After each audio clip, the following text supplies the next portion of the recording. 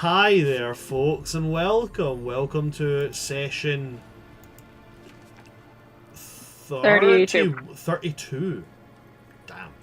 Welcome to session 32 of Welcome to the Academy.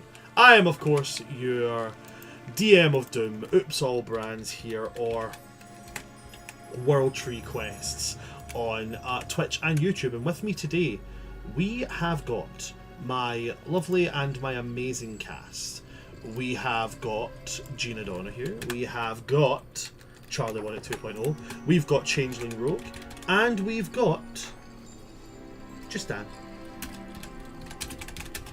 A quick apology for what happened last time, because my internet provider decided to try and do some works in the local. We got the whole story about this, by the way. We got the full fill-in of this. They tried to do some works in the local area. They broke a bunch of shit. And apparently how they broke a bunch of shit sent a software error to a load of people's routers. Some of these routers also developed a hardware error because of the software error causing them to overheat. So I go in after we decided to end the session, I look at it, flashing red light, hardware error. So I take a whole new router and everything sent out. It was a whole thing. But anyway, internet is all fixed now, and it's running quite smooth, actually for the first time in months. With that out of the way, fuck ICE. This is how we're starting every single session until the world fucking sorts of shit out. Fuck ICE, fuck that administration, fuck you if you like that administration, fuck everything that they're doing, fuck the horrific obscenities that they're causing to happen in the world, fuck the fact that the rest of the world is getting infected with a stupid mindset. And I'm going to add in a personal thing here, guys. For those of my people in the UK, fuck reform. And if you're intending on voting for reform, fuck you. The blatant disregard for what these administrations, what these political parties are going to do to this world going forward, and the fact that people want to vote for that is fucking ridiculous. To name a couple of the things, privatisation of what has always been completely universal healthcare for the UK, the complete disregardation of women's autonomy, and the absolute abhorrent discare for people of the LGBTQIA+ or BIPOC communities. So yeah, if you follow any of these administrations, fuck you, fuck the horse you rode in on. And I truly hope for the rest of your life your pillow is warm, you always step on Lego, and that your socks are damp. Oh. On any other setting, I'd be saying you're going a little too far with that last one, but I think in this case it's warranted. And at some point in your life, I hope you come into grievous bodily harm. Yeah. Not even Legos. I hope you step on Alana's D4s. I hope you step on a plug. Like, you know, like oh no, you guys don't have that because you guys have weird shaped plugs. Do I have a plug nearby so I can demonstrate to you why that's a oh, I do. So UK plugs are shaped like this. Oh no, we don't have that shit. This is what our plugs are shaped like. Some plugs that are on the side. I hope you step on one of these. It fucking hurts. Do you know what's weirder? It hurts more if you step on it with a sock. I can't explain it. If I step on one of these with my bare feet, it's a bit painful. If I step on one of these while I'm wearing a sock, it fucking hurts. It really fucking hurts. Anyway, ending that note,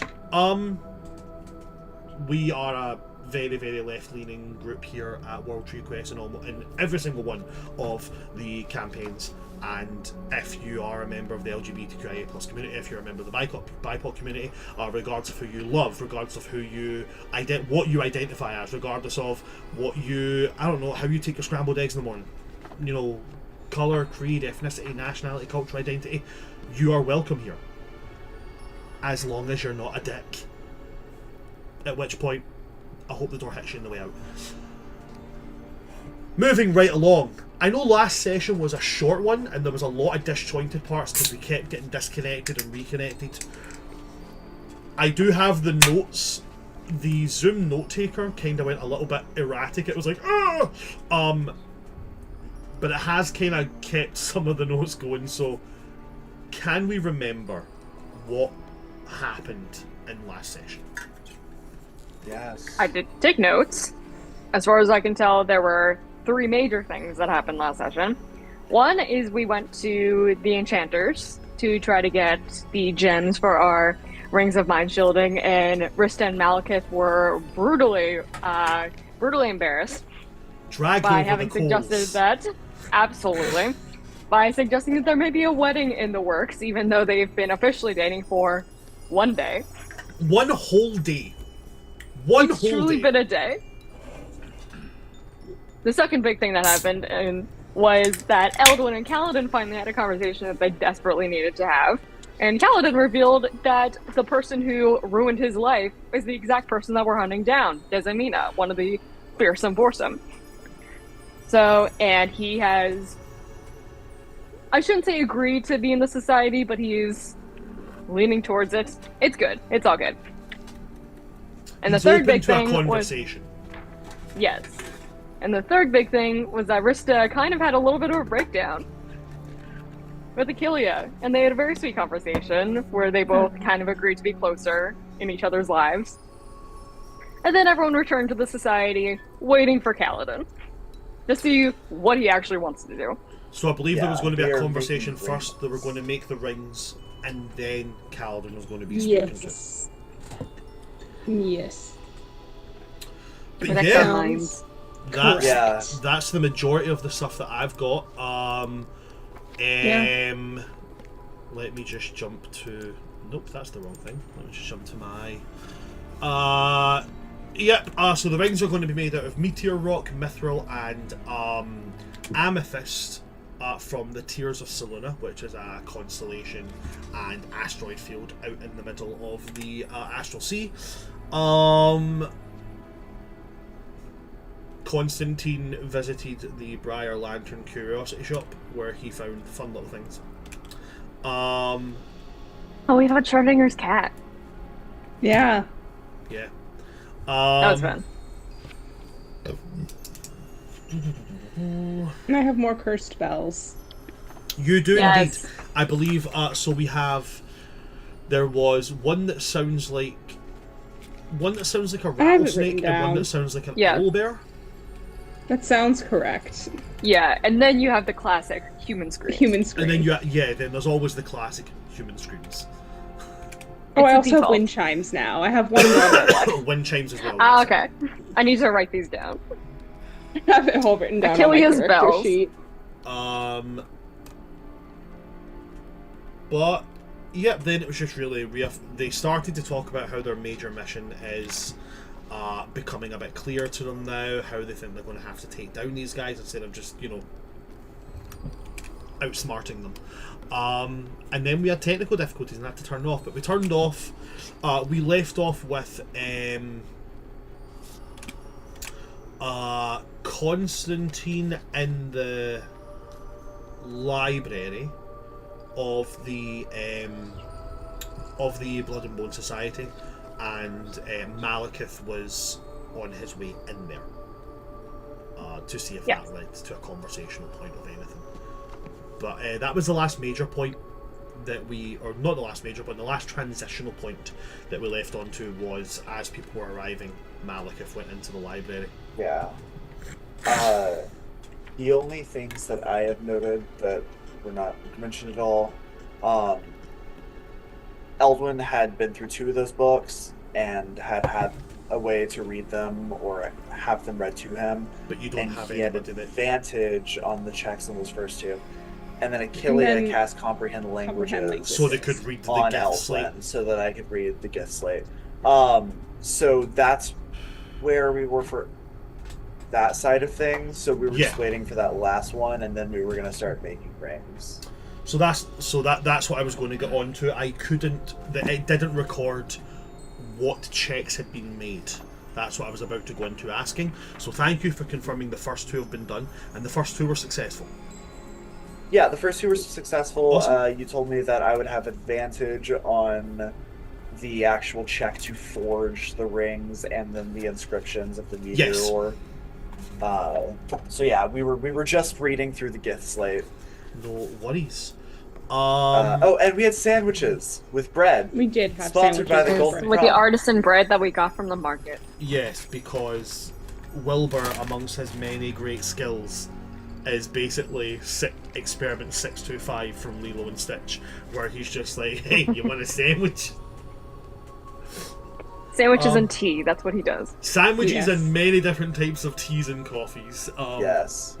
And then thanks to a couple of friends in the Twitch chat, the You guys do value have of the a- rings and Yes. what it Yeah. does have been dramatically increased from just being a ring of mind shielding to being a ring of mind shielding with a telepathic network amongst the ring bears and a security system that Yes, involves if casting you- mind spike on you Yeah. if Yes, you're not that's attuned to right. try to wear it.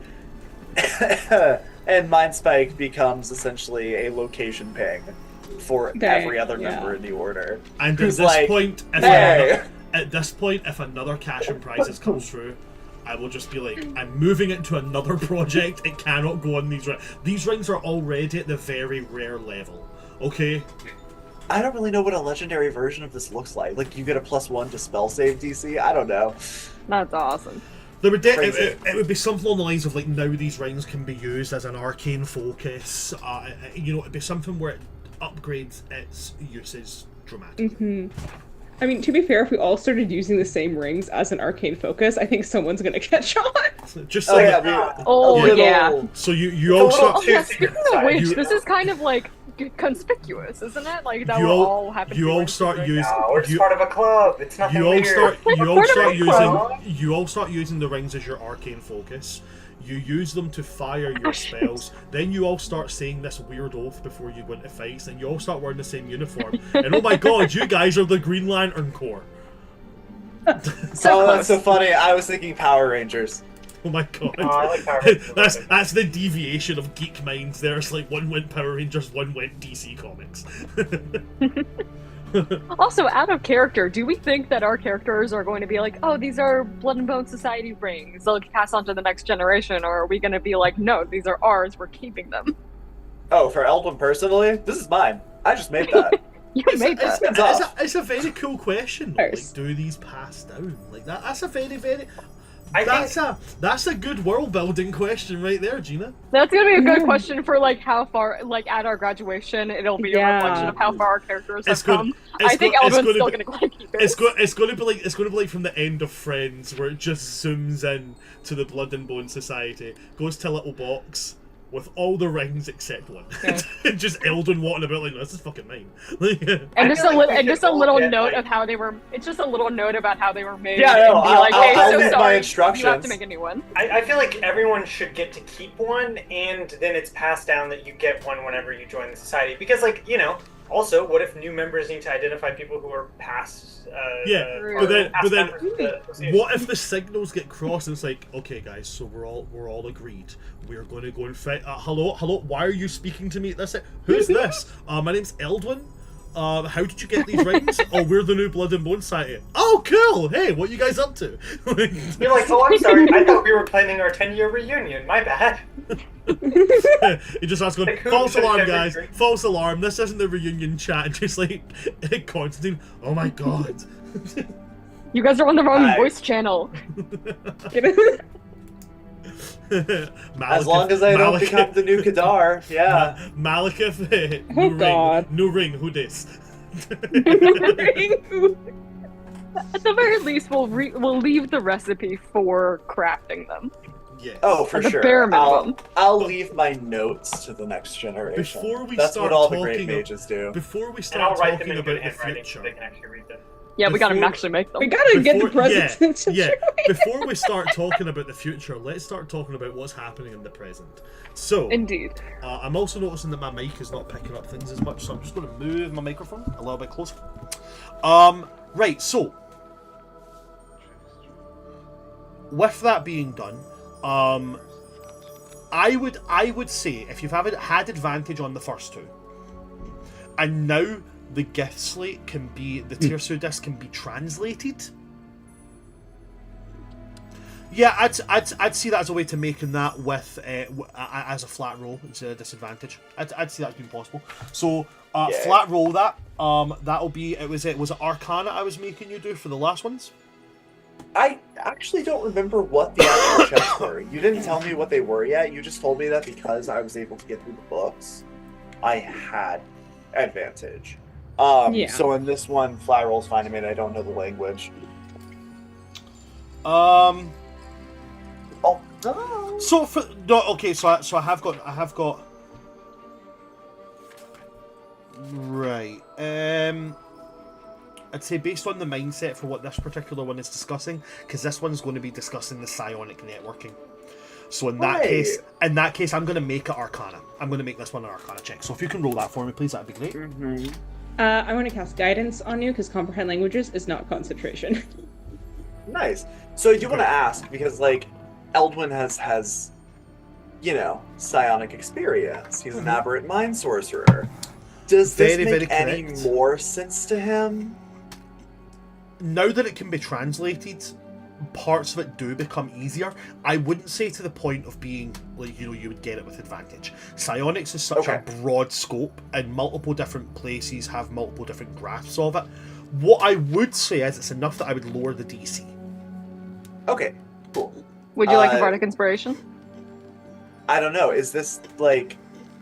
I haven't made the other two checks yet, so I don't know if I'm supposed to make this. We're going to go this one, and then just because I've got it all in my head right now, and then the other two I have them noted as to what I was going to. I've obviously scribbled what these are going to be then before we've discussed this one is where we've cut off. So I've got noted what I'll make you roll for them. But while this is fresh in my head, let's roll that, and then I'll get you to roll the other two. This isn't something we could offer the help action for to give advantages. I'm going to say not on this one because only he can comprehend it. Yeah. The other two, most certainly. If you have the proficiency, most certainly. I think I would still give him a Bardic Inspiration, just for whatever role he wants to use it on. Okay. Yeah, I do. Bran, can I know what the other two checks are? Certainly, I can give you those. So for reading the book that's going to teach you how to work the mithril, that's going to be nature. That's going to be nature. And then when it comes to working the meteor rock, that one I couldn't really think of one that made a lot of sense for that. So what I'm going to do for that one for you is I'm just going to make you make an intelligence check on that one. Okay. All right. So I really wish there was like a crafting skill check or like an engineering skill check.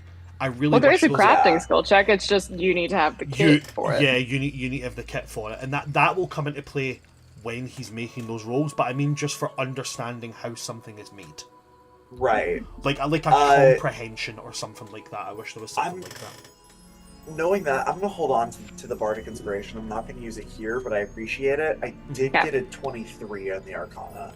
Okay, awesome. So the Arcana, as you start to look at this, some things maybe they use a different vernacular for. But you, based on context, you're able to go, okay, I understand what they're talking about here. So you're able to grasp this part easily. Very easily. Not that this makes a lot of sense right now, but just for notation purposes for that one, the number I had in my mind for you specifically was a 17 on that one. So how I'm counting this right now is I'm counting it in grades of success, so I know what my end game DC is going to be for crafting these rings. So the degrees of success you have on that one is 4, because it would go 19, 21, 20. So sorry, 3, 19, 21, 23. For every 2 above, you get a degree of success. Okay. So that's 3 degrees of success on that one. So now on the other 2. That's going to be a nature check, understanding how, mithril ores treated, moved away from the rock, how it's purified, how it's made into blah blah blah, and then the meteor rock will be a straight up intelligence check. Because there's nothing that really fits it. This is why Dragon Age is better, because Dragon Age has actual checks for these kind of things.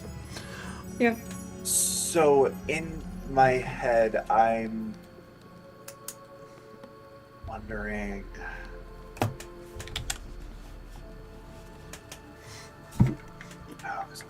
Okay. All right. Nature check, and then would you like some help with the nature check? I do already have advantage on it. Okay, then I will cast guidance on you again. But that being said, I don't know. I think Eldwin had been talking about doing this as much on his own as possible, but knowing that it is a nature check, I think if I can, I'd like to fill in Achillea.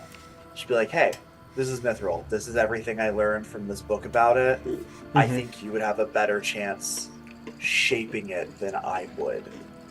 And then I want to give Achillea the help action, if that's okay. For helping understand... For helping understand, yes. But that, as you'll be the one crafting the rings, you need to be the one, you need to also understand how it works. Okay, that's totally fair. Then I will just make these rolls here. Guidance. Thank you. That's pretty good. It's not, I don't know. What's the total of that? Oh no, it's his internet. So guidance is a D4, or is it just? Yeah, it's a D4. Oh, guidance is a D4. Oh. Awesome. What is that D4? It's the small one. It looks like a small one. That looks like a caltrop. Oh. Okay, yeah. Got that. I thought that. Yay. I thought they rolled it. No, you have to roll it. Okay. So we're sitting at a 12 on the die. My nature is a +3 for a 15. This is where I think I'll take my bardic inspo. That's a D6. That's a D6. My guidance is a 3, so that's a 18, right? 15. So it was 15 12 plus rolled. 3 is 15. 12 rolled, +3 for nature, +3 for guidance, so 18. And then using that D6, that's a 5, 23 again. 23 again. Ooh. Okie dokie. And then the last one is just straight up intelligence. Alright. You got this, you have a big brain. We believe in you.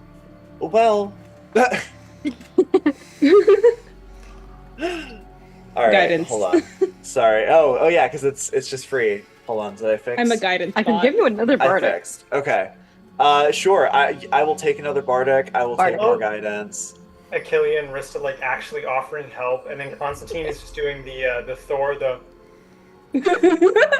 This is so cute. Eldwin, who never likes to ask for help, is just I'm gonna do this myself, and then everyone's like, okay, we're just gonna be around you, watching you do this.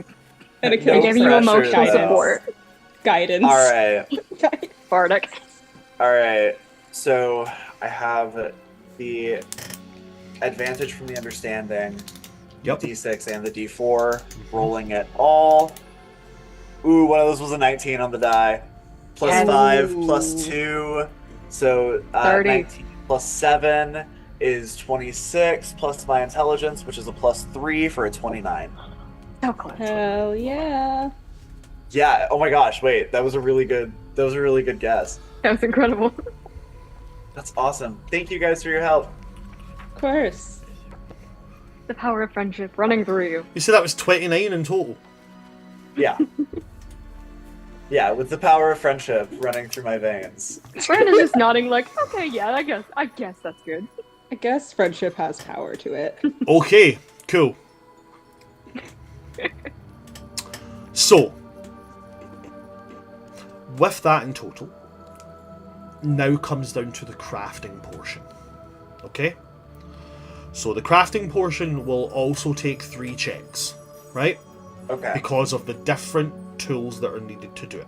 Okay? Sure. You're talking smithing tools, you're talking masonry tools, and then you're talking I can't remember what's actually like jewel crafters tools, right? I know they have actual names, but I can't actually remember what the actual name is, so I'm just going old school World of Warcraft terminology. Jewel crafters tools. He has advantage on these two, right? And I have a proficiency with thieves' tools. Does that get me anywhere? So, yes, it does. The other side of it is it doesn't mean you can't use them. It just means you wouldn't get your proficiency bonus. But you understand these. So what I'm willing to do is, as you've read through these books, you have a basic understanding of them.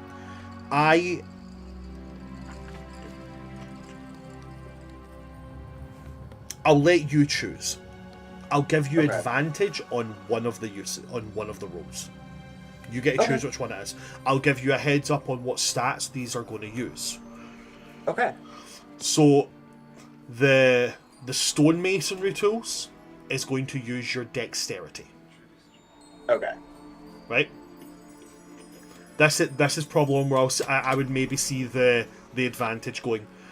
The smithing tools is going to use your strength. And then this one would be fairly easy. The one for setting the jewels will be your spell casting modifier. Gotcha. Okay. Bran, would you allow me to cast enhance ability on Eldwin?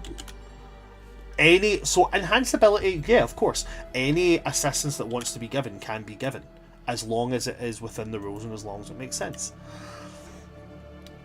I mean, could I cast enhance ability and choose dexterity so he gets advantage on the dexterity one? Of course, it's within the rules. Hi, baby. I can do the same on a different ability. Which one do you think would be most helpful? I mean, at that point, well, then I can use the advantage on the spell casting. Sorry, we've got an invader for a wee 2 minutes. Hello. Oh, hello. Oh, hello, Astrid. You saying hi? Hi. Hello. She's woke up from what was a little nap, and it's now her bedtime. Did you get your smiley cow? Yeah, did you get smiley cow? No, mommy got it. Mummy got it for you, yeah, she did. Right. Aww, can you say night-night to everybody? Night-night. Okay, right, give me a cuddle. Night-night. Give me a cuddle. Give me a kiss. That was stinking cute. Right, now, go. Take your little 4-year-old butt to bed. Can't believe she's 4 now. Okay. Right. Same. So... Crazy. Okay. So in which case, I'll just take the strength from Constantine, the dex from Rista, and then I'll save that advantage for my spellcasting one. And I one will more be bardic. guidance spot. Guidance spot. And you'll guidance spot me across the way. And another bardic if you need And it. So much support. Just to throw it to the wind as well, Malekith from up on the kind of wrap-around mezzanine upper floor is just going to cast Enhance ability on the one that hasn't been enhanced. Just for Charisma. Great. Because why not? I mean... And if for whatever reason you roll ridiculously low, I can't help with that. Alright. Malekith will just silvery barbs. So with the stonemason's tool, that is a 15 plus 3 plus 4. So 15 plus 3 is 18, 18 plus 4 is 22. 22 with the stonemason's tools. I'm content with that. Okay. We I'm believe gonna in you, hold Eldwin. off on my bardic inspiration still. The next one was the strength score. Nat 20. Nat 20. Dang. Plus 1 plus 2. 23. I guess I'll use the bardic inspiration here. Just see how high you can get. Like, that's, You at this know? point, like, See if you can get a 30. You can't, but... it would've I been. can't. That's an additional 3. So, whatever number that becomes. 25. 25. Okay, last one. This is just my spellcasting ability. Oh, sorry, that was 23 plus 3, so that 23 becomes a 26. Oh, awesome. So 25. And then, okay, so I just add my spell casting modifier, not my spell attack modifier, just my spell casting modifier. Yes. Awesome. That is a 24. 24 in total. Alrighty. I want you guys to know that my other d20 dice rolls there were a 10, a nat 1, and a 4. Holy shit. Ooh. Well, Those were So- necessary spells. When it came to the mindset of crafting these things, I was like, these are some pretty powerful items that are being made. So it's going to be a DC 30 to make these things. And then I said to myself, right, but based on the understanding, based on how they can grasp these instructions that are coming at them, I'm going to use the kind of like optional rule of. It comes from the Dragon Age system, which is why I brought it over, but it's an optional rule of degrees of success. Certain degrees of success can therefore lower following checks that are in the same kind of scene or in the same kind of vein as the check that's been made, which I think makes a lot of thematic sense. Shout out to Dragon Age. Shout out to Dragon Age. Not that we don't love D&D, but it's okay to love a ham sandwich and then still think that pork chops are better. But anyway. So with the degrees of success, how I went was the first two checks to understand the two books were DC 17. And then the psionics was the more difficult one to understand because it's dealing with psionics, but with your understanding of it, lowered it from 19 to 17. Which meant the degrees of success went 3 degrees, 4 degrees, and then 6 degrees. Which is a total of 13. So when I said, cool, 13, I'll subtract that from the 30. Meaning that your DC for all these crafting checks was DC 17. Which means that you blew every single one of them out of the water. So, with somebody holding up this book on astral geomancers and how they've properly understood how to shape and work with meteor rock, you pick up these stonemasonry tools and you start to, while looking at the book, follow along the precise descriptions that are being given. You craft an outer band. Then when it comes to the mithril, you read this dwarven text on how dwarves discovered the inherent magical properties of mithril and how mithril carries with it the inherent properties that have in armor types. They've benefited stealth. In weapons, it has benefited the ability to use them quietly. They cause no noise when they move through the air or when they're drawn. These kind of things. And as you draw on this, you create an inner band and the actual base of the ring, as well as a setting, which comes into play with these amethysts, using these jewel crafter tools and your understanding of how to insert and how to manipulate psionic energy. You craft these stones. Now, with Rings of Mind Shielding, they are famously noted as being shaped like brains. I'm going to allow you to decide how they will be shaped. But whatever shape you choose, the amethyst is brighter, and it's almost got it's got that kind of very amethyst colour to it, but it's almost got like a starburst of blue inside as well, but like a bright, like an astral blue, not like a deep blue, like a bright astral blue. As you're able to connect all these rings that you make psionically. Hey. We're gonna Do go they all for have to like look the same? I would say yes, they all look the same. yeah. So yeah, when shaping them, I think Eldwin will go for like an emerald cut, like the 8-sided kind of octagon cut gem. Oh, Thinking about the 8 members of the society, keep it kind of Yeah. simple. Also, the shape is unassuming enough that it could just be a piece of jewelry. Okay. But yeah, just totally starts like chanting in deep speech, you know, magic pulsating, getting these rings into effect. Yeah, I don't know. I don't know what this looks like. Oh, I mean, it's... You're using magic for a lot of this as well as doing, you know, the physical parts of it. So it does move a lot quicker than general. But I'm imagining at least over the course of an hour. So Right. this would take you up to when Kalidin would arrive. But as these 8 rings are created, there is constant focus on your part, Eldwin. You are constantly channeling, constantly working magic. You are constantly being affected by magics. Within the small confines of this little space that you have to craft, the area is permeated to the point where even those who are not magically gifted could smell the magic in the air. Like at one point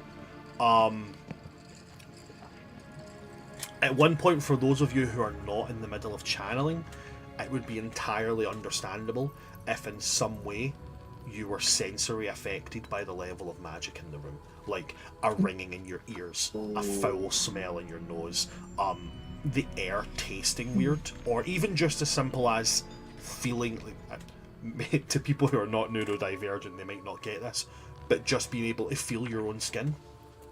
Yeah. It would be completely understandable to be like, I got a dip. I will say now, Malekith almost instantly, as all the magic permeates, like puts his hand under his nose and has to leave. Yeah. The problem with Eldwin's magic especially is that like it's eldritch in nature. Yes. It's aberrant. There are these, you know, whispers in deep speech coming out of the shadow. There's Sudden this, spots you know, of blackness just manifesting Right. for split seconds, then dissipating. You know. Like, Eldwin's eyes have gone completely voided out. Like even the whites are black at this point. Yeah. You know, the darkness is kind of crawled up his fingertips, up his hands. There's this like, you know, light blue, almost like glowing smoky magic just floating in the area, you know, obnoxiously bright at times and then sometimes strangely dim, like it might even be sucking light in. But as he sets these 8 gemstones and each one of them like hums at a psionic frequency that matches each of the members of the society so far. As the hour ends and the magic sort of starts to dissipate and flow away, Eldwin is just gonna like fall back on his ass, stare at the rings, look up at you guys and go, I did it. Where's the claps? Randuin. So exhausted. Randuin is going to come over, reach into the pocket of his coat and take out like a flask and just hand it to you. Like, Just grabs it, takes a big swig, pauses, then another, then hands it back. he takes it back and Yeah, sorry. I we'll jot that one down as an IOU. You needed a key from Achillea. Yeah. you just made every single person here some weird mental magic rings. I'm sure that, you know, a flask of, albeit some very good elven whiskey, I'm pretty sure we can call it a equal. Yeah, dunsies. Yeah. The blackness that has like as Eldwin has practiced void magic and, you know, his aberrant sorcery more, this like blackness, this inky darkness that has spread down to like the first knuckle has kind of spread all the way down to the base of his fingers at this point. You good there? Okay, based on that then, now that I have knowledge of that, could you do me a favour? Would you make me an intelligence Sure. saving throw? Since you mentioned it. Since you brought it up. Now, I do want to note that Uklava's essentially granted Eldwin advantage on, like, intelligence checks to avoid madness. Yep, it's not to do with madness. Okay, great. Just a standard intelligence check of 14? 14, okay. So on 14, I'm just getting to the right document here, give me a moment. On a 14.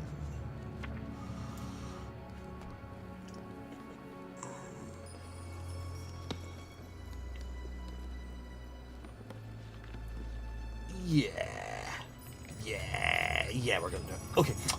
So on a 14, as you said, Ukthalos has given you, or otherwise, to those who maybe can't remember that far back, Ukthalos, also known as the Mother, Eldwin's source of aberrant magic, has given you advantage on that. This is one of those instances where that advantage you've fallen short by 1 point. DC on the same throw was a 15. So as that spreads up again, and you said it went up how far? So it was initially just like down to his Fingertips and then up knuckles to here, about the but knuckle, yeah. now it's like down to like the base of his fingers at this Okay, point. so we're talking like Scarlet Witch style here, like, you know, all the Kind fingers of, are yeah. like- At cool. this point, yeah, just the I got fingers are blackened. So on that note, as they spread, you're going to hear whispers. These whispers do not sound like Ukthalos. They do not have that eldritch, but albeit caring nature to them. They in fact sound almost the opposite. They are entirely...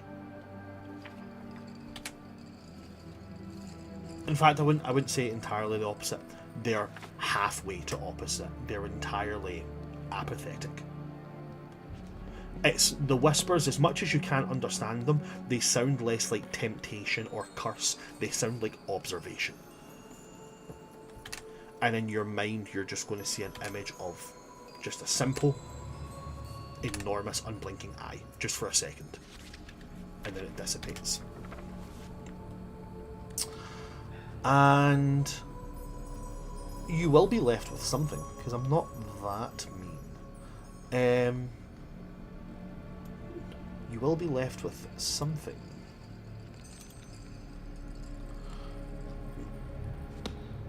What level of spell can you cast up to just now? As of now, I can cast up to 3rd level. Up to 3rd level.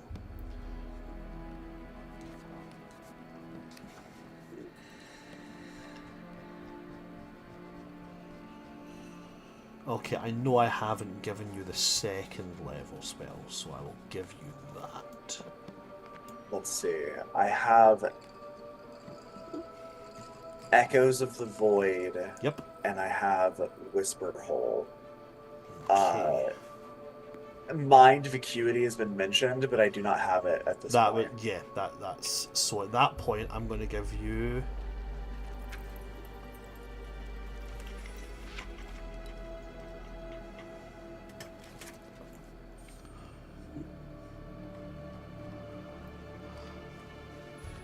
sorry, I'm in the wrong page. That's why I can't understand this. I'm going to give you I'm going to give you this nifty little spell I've concocted called Nullskin. Sounds terrifying. Nullskin. Yes. Alright. Sending it over to you just now. Nullskin. It's a 2nd level spell, cast in time of 1 action. You can only cast it on yourself. Requires verbal and semantic components. Lasts 1 minute. The school is void, or if you do not use void in your system, then it's an abjuration spell. And there's no save. It doesn't, nothing like that. Basically, you wrap your body in void energy. You become resistant to psychic and force damage. It's like shield. It's like shield, but oddly specific. Interesting. And this is second level? This is a second level spell, yes. So I'm just popping that. I know I've said it out loud, but I'm popping it to you in its exact wording. There we go. Alright. Eldwin will very much try to play off what he just saw.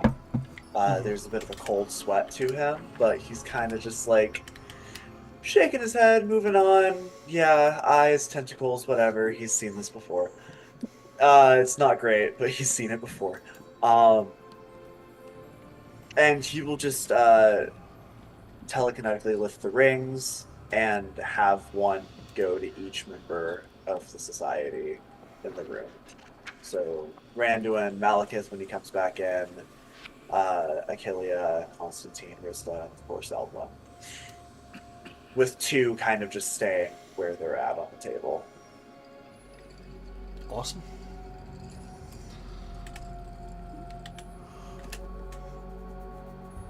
As the rings come to you all, it's up to you whether you take them and put them on. Oftentimes things of this level do require attunement slots. I'm going to say these don't require attunement because they have specifics of who they can be used by. They came pre-attuned. Oh, it's premium. And Yeah. Dang. That's what I should have This is Ring of Mind Shielding Plus. yeah. Look, a ring that Felicity can't dull. Oh my god, that's so true. Well, she can steal it. She just can't put it on. She can't do much of anything right now. That's true. It's fair. I mean, the man's out of order, but he's right.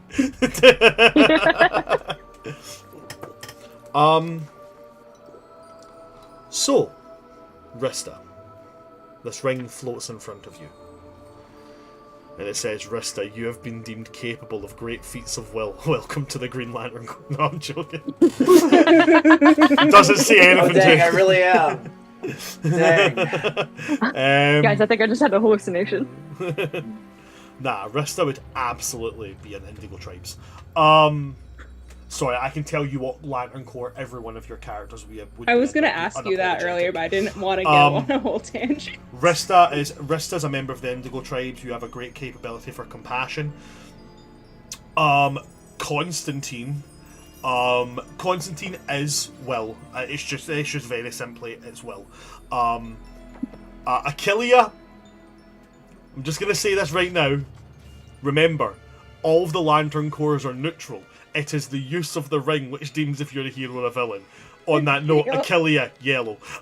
Fear. And Eldwin, ultraviolet, which is a lesser known Lantern Corps group, but ultraviolet is repressed negative emotions. You got that trauma ring. Dude, I don't know why you're laughing. You borderline got away from it. You guys were nearly in the same Lantern Corps. Malekith would be a blue ring, and Randuin, I'm really sorry to say it, Randuin is absolutely a red lantern, like 100%. I don't know what any of that means. Red lantern is anger, and blue lantern is hope. Oh. But hope is useless without other lanterns nearby. No wonder Malekith doesn't like Randuin. Or Randuin doesn't like Malekith. Righty, so on that note, Rista, you take the ring? Yeah, I think I'm just a little hesitant considering Eldwin's state, but like I analyze it. If it feels, is it like still humming with that like energy that was in the room? Not any more than any other magical item has like a hum about it. Okay. Then I think I will put it on. But like slowly. Like, is Okay, this gonna shock me? Am I about to? What's his name? Is Eldwin about to Fiero me? Or Fiero me? Am I about to fall into a coma? Eldwin will put his on as well to kind of showcase the safety of it. Achillea doesn't think twice, just puts it on. Okay. Constantine will take a minute to like examine the quality, but I think the trust is there that like if something had gone wrong, I think Eldwin would have told us. Like he'll examine the quality before putting it on. Just like admiring the attention to detail. Okay. As you guys are putting on the rings, you suddenly become aware, at least psionically, of everybody else's mental register. Are they moon rings? No, I'm just saying that you're aware, oh, other people have their rings on, that's good. Yeah, it's... Okay. You can now all How much communicate... like Oh, that's Oh, fun. okay. So if like any of us like has our ring taken off, we know immediately. Nice. A reminder, the ring cannot be forcibly removed from you. You can take it off. Somebody can't pull it off you, but if you take it off, then leave it down and somebody picks up and tries to put it on, they're in for a rough time. So... Awesome. Wonderful. Yeah, great. So, the rings are fantastic. Please use them. The only potential caveat is that, like, it might take your soul if you die while you're wearing it and house it within the amethyst. Cool. Harvested from the tears of Selune, but Okay, that well, might if actually any- be really good for bringing you back. Well, if that does happen, can someone just make sure to pick up the ring Oh, for so we sure. can sort that out later? Your soul's far too precious. That would suddenly become a legendary artifact. Oh. Well, I don't know. It's already on the verge of being legendary. I could just Thank you, darling. haunt so many people. Achillea just like becomes a Well, no, lich you couldn't in this because you'd be room. in the ring. There's a non-zero chance of that happening, is the thing. If she Right. gets bored. Randuin kind of looks at it and is like, well, I mean, amethyst's not usually my colour, but I'll take it. I think it goes well with the green in your eyes.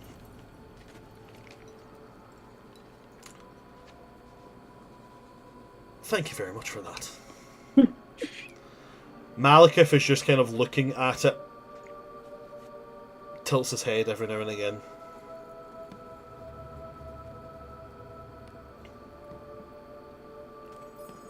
It's a little bit pretty how I catch it alight, huh? Just starts like Kind of. moving it and sending little fractals of light dancing over the walls.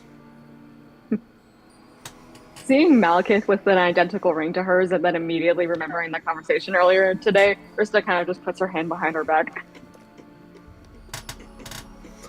Malekith, beautiful. right, so remember, you guys are wearing the rings, so as that flashes, Malekith makes a point of like taking the ring off and putting it onto very decisively his middle finger.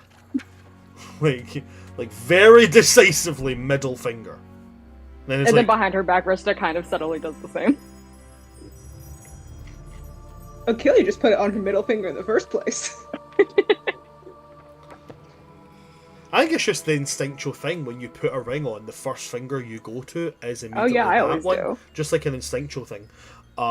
So funny. It's my right ring finger.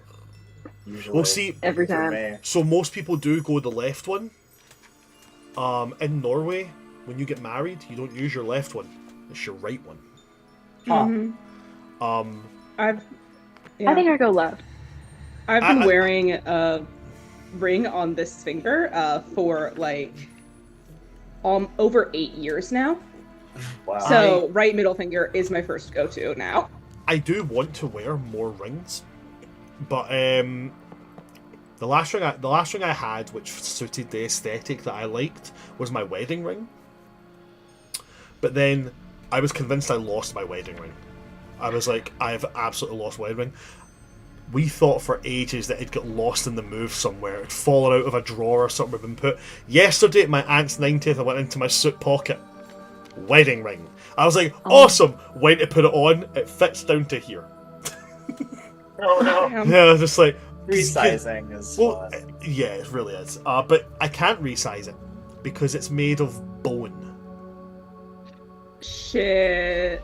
That's okay. Shut Just up, that sounds so sick. cut off some bone and throw that in there. Make it Aye, real that's what I'll pretty. do. I'll Yeah. just chop my finger off and just take a bit of bone for that. There you go.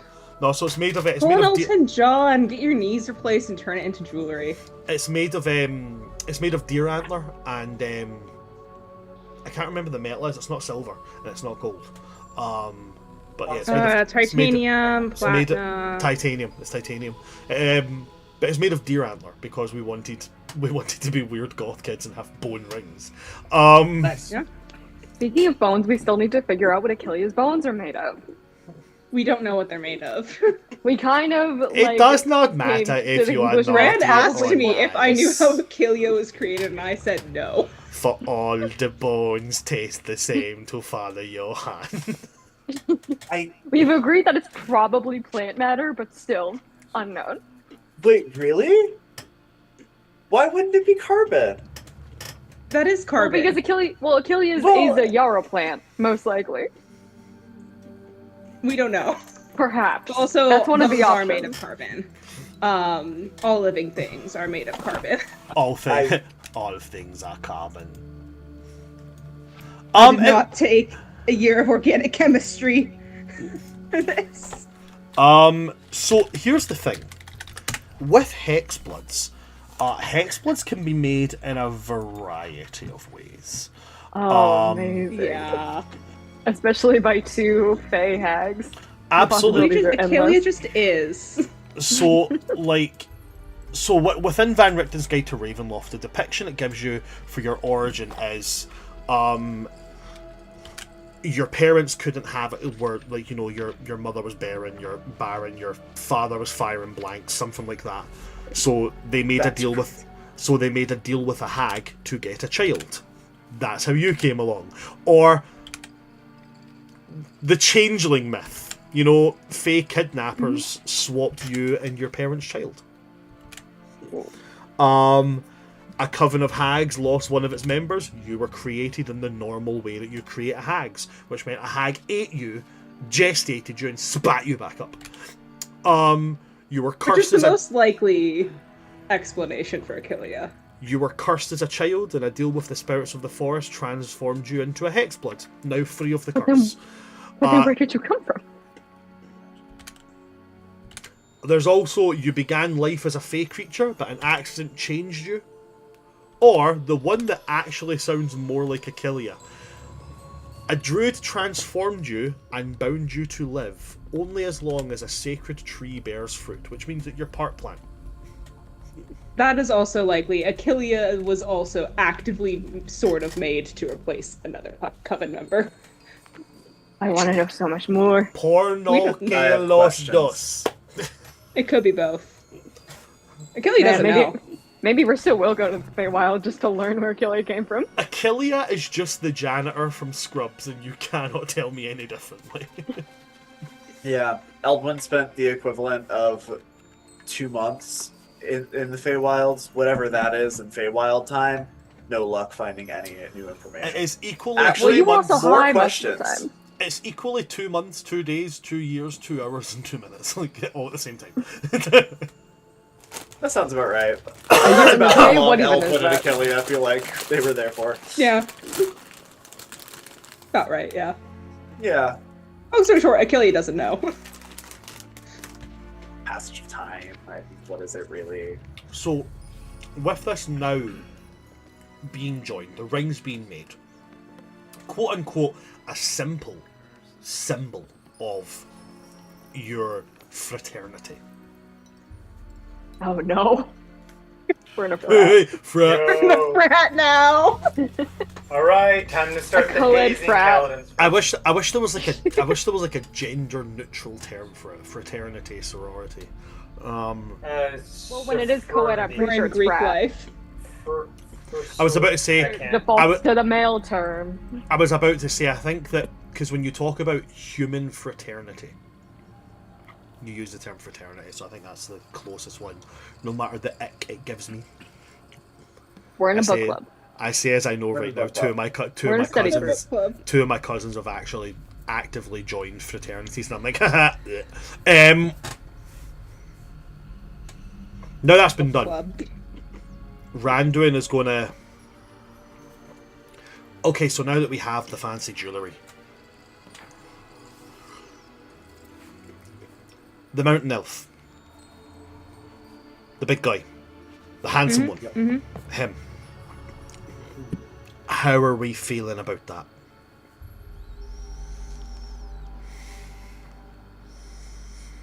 Well, Eldwin, what did he say to you? Yeah. The long and short of it is that Kalidin is in pursuit of his own goals. And I don't think there's anything wrong with that inherently. I'm after my own goals too.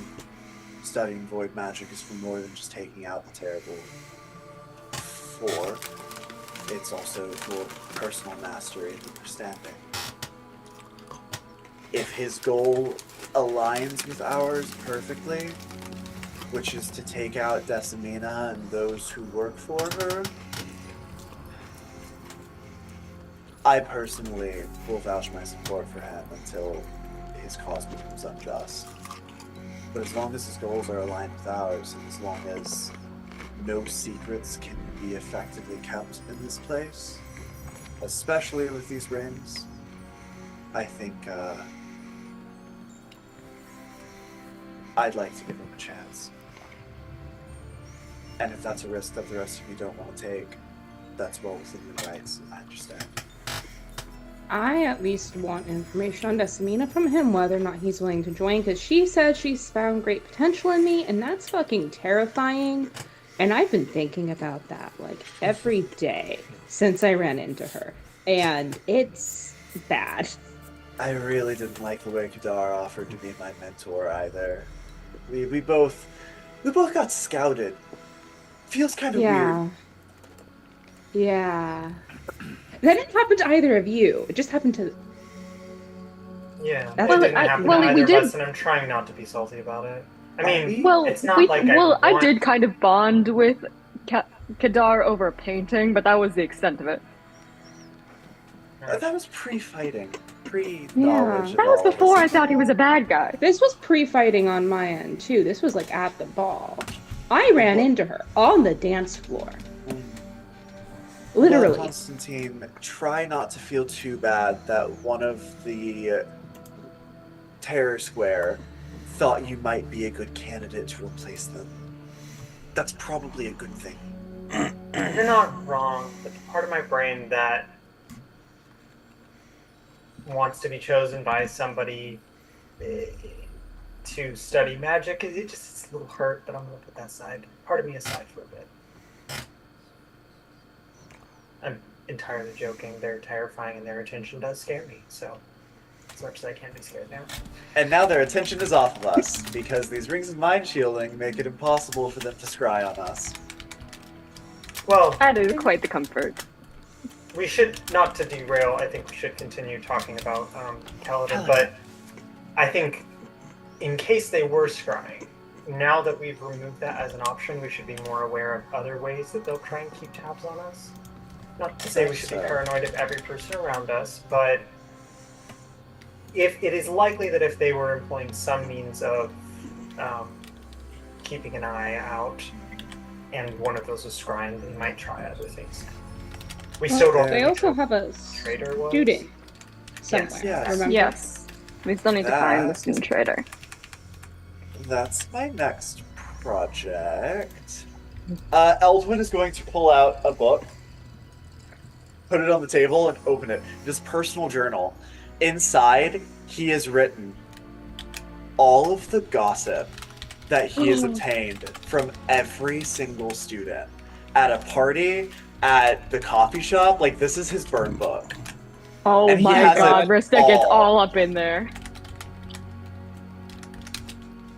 I'm going to start releasing an article in the school's newspaper every week, exposing some new story. People are going to start to hate me. but they're going to start hating more that nothing seems to stay a secret around me. Which makes me a target to a traitor trying to keep secrets. I think we can weed them out. This is fascinating. I'm confused. How does making you known as someone who can't keep secrets help us find the person keeping secrets? I'm so sorry if that's an obvious answer. I can't keep secrets, but I can find them out. Is your brain even safe from me? I broke into an illithid mind in front of all of you. You did also send someone into... So are you hoping that they'll seek you out, thinking that you can help them find other secrets? Wouldn't they be keeping No, it would be the person would be trying to eliminate a potential liability within the system. Exactly. If this person somehow continues to find out secrets bait. about everybody, Yeah, better bait. to eliminate them Yes. before they find out mine. Yes, Oh, I am okay. making myself someone who exposes secrets, so that someone with secrets will view me as a potential liability and try to take me out there by revealing themselves. All right. That's certainly one way to go about things. Yeah. And I'm you know, I don't want to be critical, but at the same time, the spy knows about us already. I don't think Probably. if he was and probably is aware of our capabilities better than most people. If they saw you as a threat, wouldn't they have already targeted you? No, because their current priority is maintaining their cover of secrecy.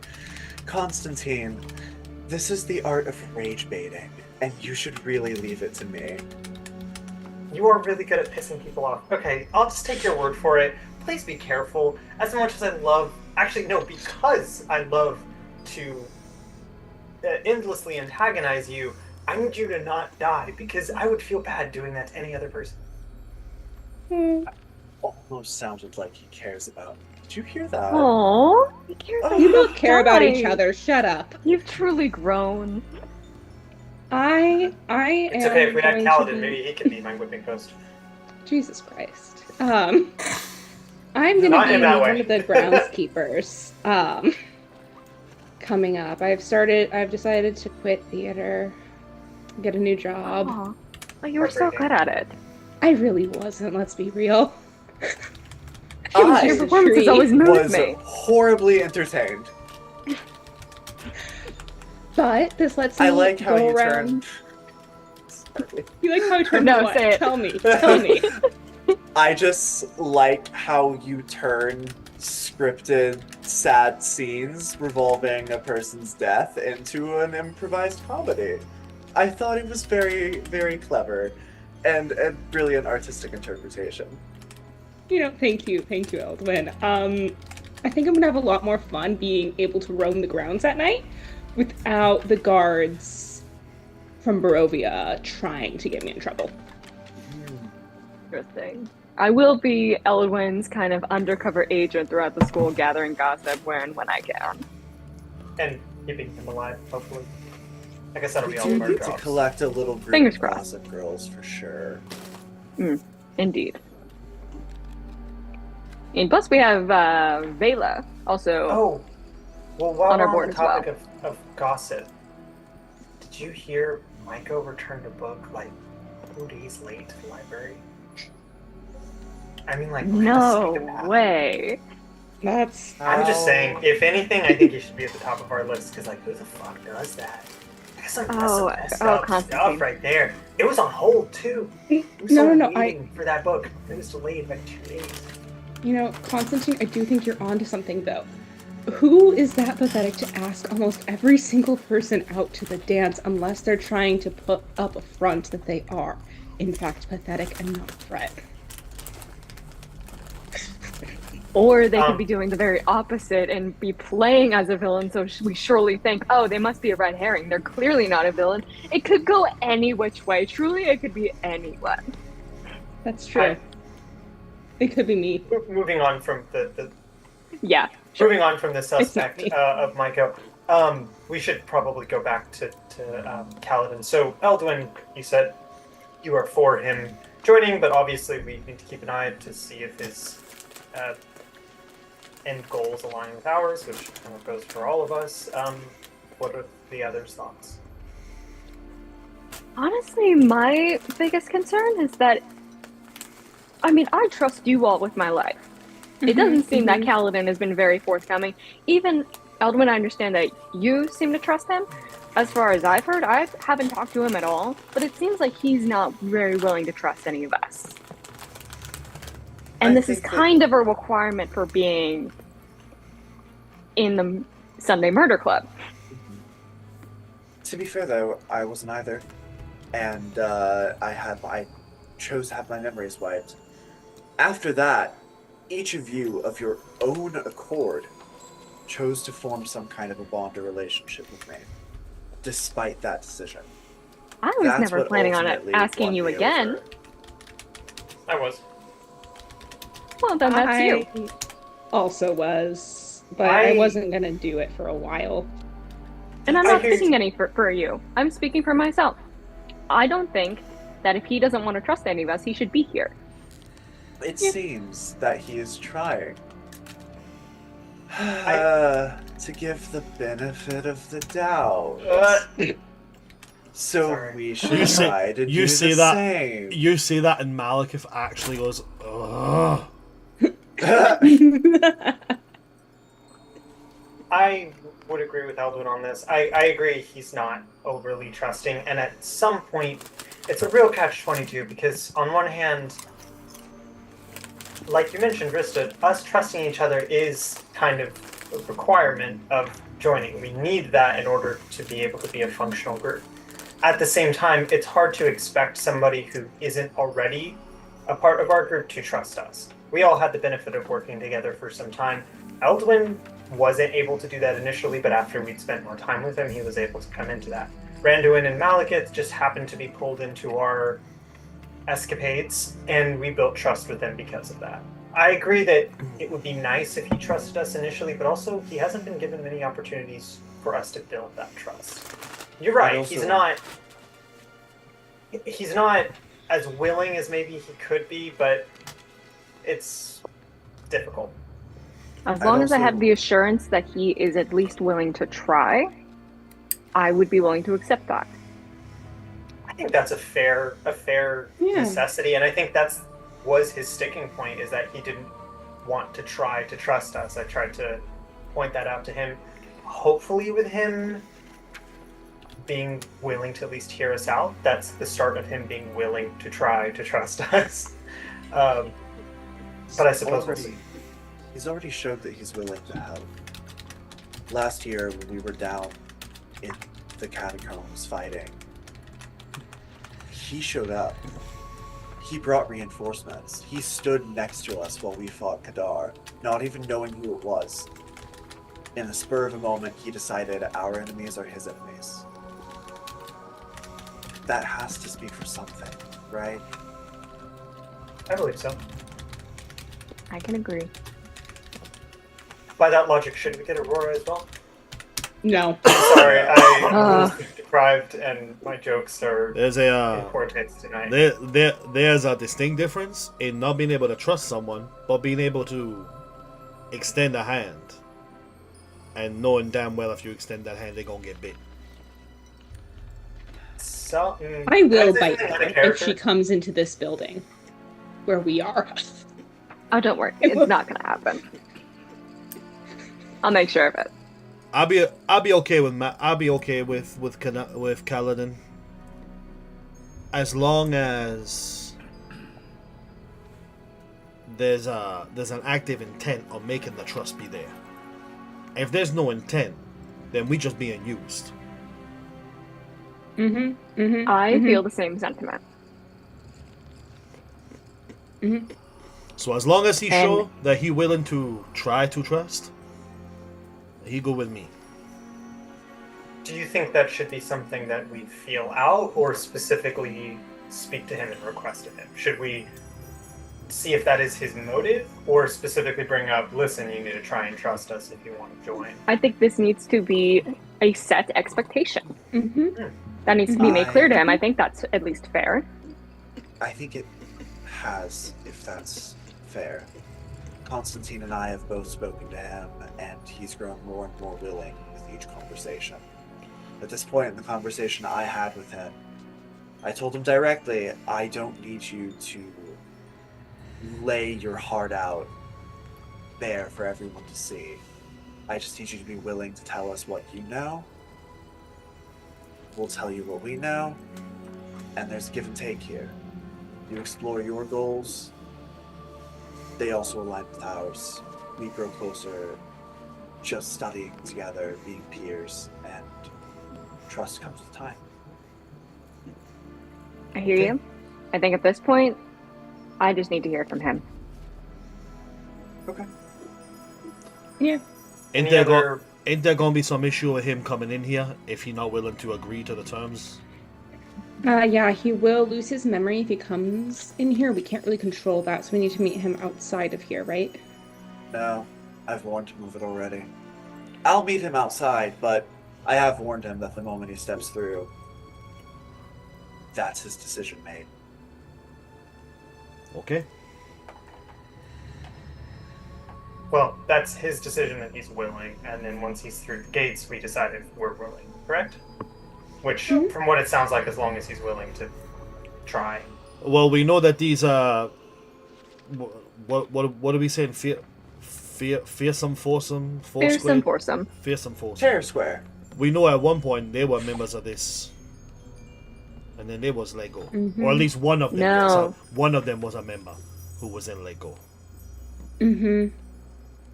They were at the very least all candidates. What about the weird one with the chaos magic? His name's in the book, no? So then we know at least there's a way that if they ain't living up to the society standards, then we give them the old TiVo. That can't be done. So I say we bring him in, we give him a ring, we throw him a whole shebang, and then if he don't do the thing, we give him the boot. I'm on board. Sounds perfect to me. Randuin's just sitting like, I'm just happy to be involved. Happy to be here, gang. Happy to have you here, gang. Randuin's sitting like, I was told I had to go to college. I wasn't told I had to do this shit. None of us were. I am 19 years old and I am in far too much of responsibility.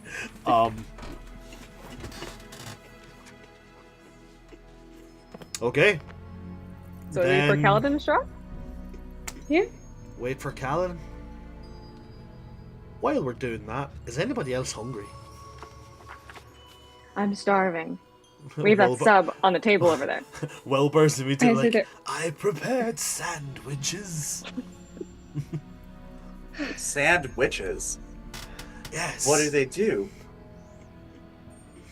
Has Eldwin never had a sandwich before? No. Fuck. Oh. I'm not sure how to answer that question, Master Eldwin. I don't think that you need to dignify that with a response, Wilbur. I'm very glad of that. Yeah, I'm gonna go wait for Kalidin. Eldwin will leave through the little mirror portal and go hang out outside the mausoleum.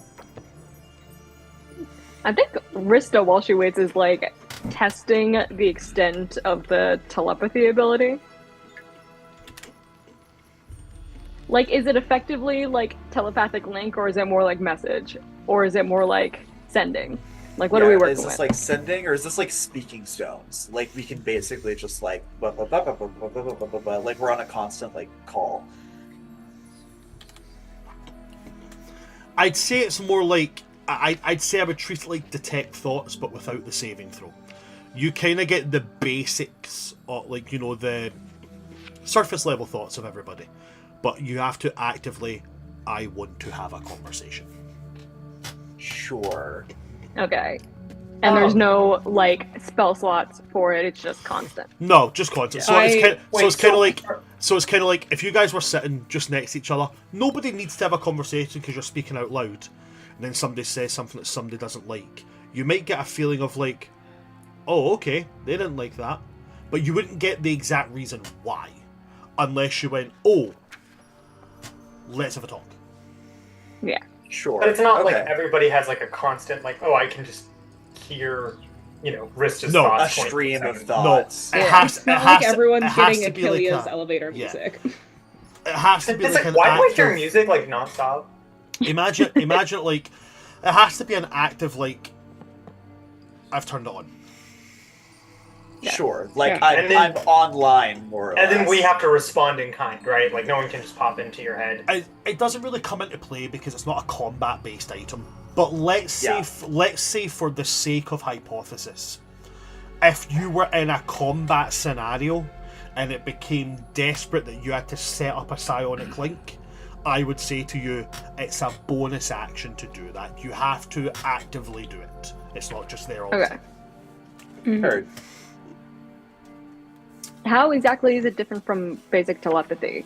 Is it just that you need like a bonus? You can effectively a respond. bonus action? Yeah, you can respond. It's not concentrated. Once it's been activated, it's just that, okay, cool, right, yeah, blah, blah, blah. Okay, cool, I'm done. Yeah. And then it turns off. Okay, great. Yeah. And You and can't then respond to basic telepathy.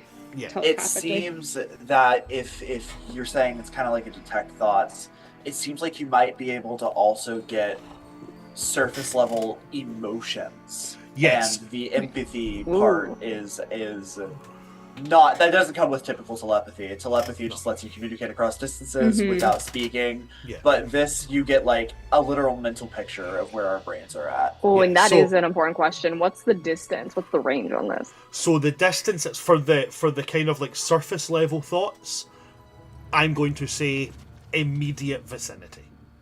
Within 30 feet of each other.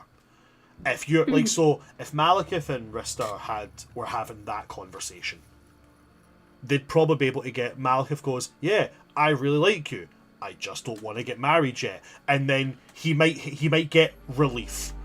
Like, Rista likes that you said that. He might not know why they like that he You said get an it, but approval it's, rating up in the left corner. yeah, you'd get a general idea of like, oh, they like that, oh, they didn't like that kind of thing. They would then have to go, did you? But then, let's say they decide to have that conversation from their dorm rooms, and they activate the rings to do that, they would get none of the surface level thoughts, only what is permitted through the ring.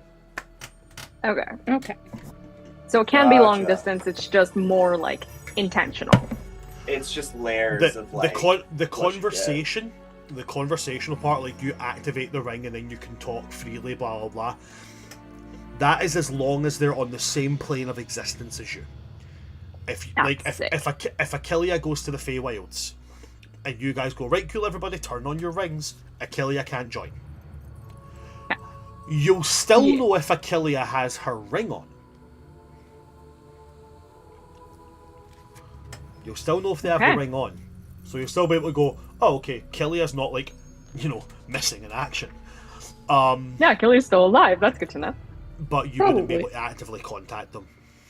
Okay, so based on distance, it's either like a location ping, Oh yeah, we just can the ping ability location, can't to we? transmute thoughts, and then the active detect thoughts from the immediate vicinity. Yes. Yes. Okay.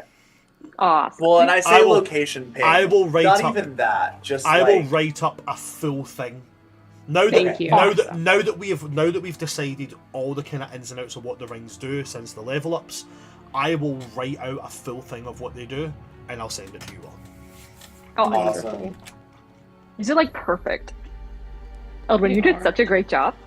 Oh my god, thank you. I was really proud of this idea. I stole it from the matriarch of the cult that I grew up in. When I was taken to go be either turned into a warlock or murdered by this like eldritch god, I stole this ring from the matriarch, the Void Mother, and put it on, and it was a ring of mind shielding with like special properties, and I'm pretty sure that's why I didn't die and why I got weird powers instead. I actually still have that ring. It's all broken and messed up. I see that. Anyway, these aren't broken. Yeah, they're really pretty. Sorry, a bit of a trauma up there. I'm outside. I couldn't have said any of this. Oh yeah, we're communicating with you from inside. We're communicating with the rings. This Yeah. is ring communication. I Is feel like this is a anybody... great way to just like act as like a cover for any kind of above table conversation. Oh, it was mental. It was mental. It was mental, yeah. That's fine. Is Yeah, anybody going to outside with Eldwin? No, I think Eldwin needs to be outside by himself, right? It's up to you guys, to be honest. Like, I Eldwin think- went outside by himself, but I think Achillea will join Eldwin. Alrighty. We're just standing inside.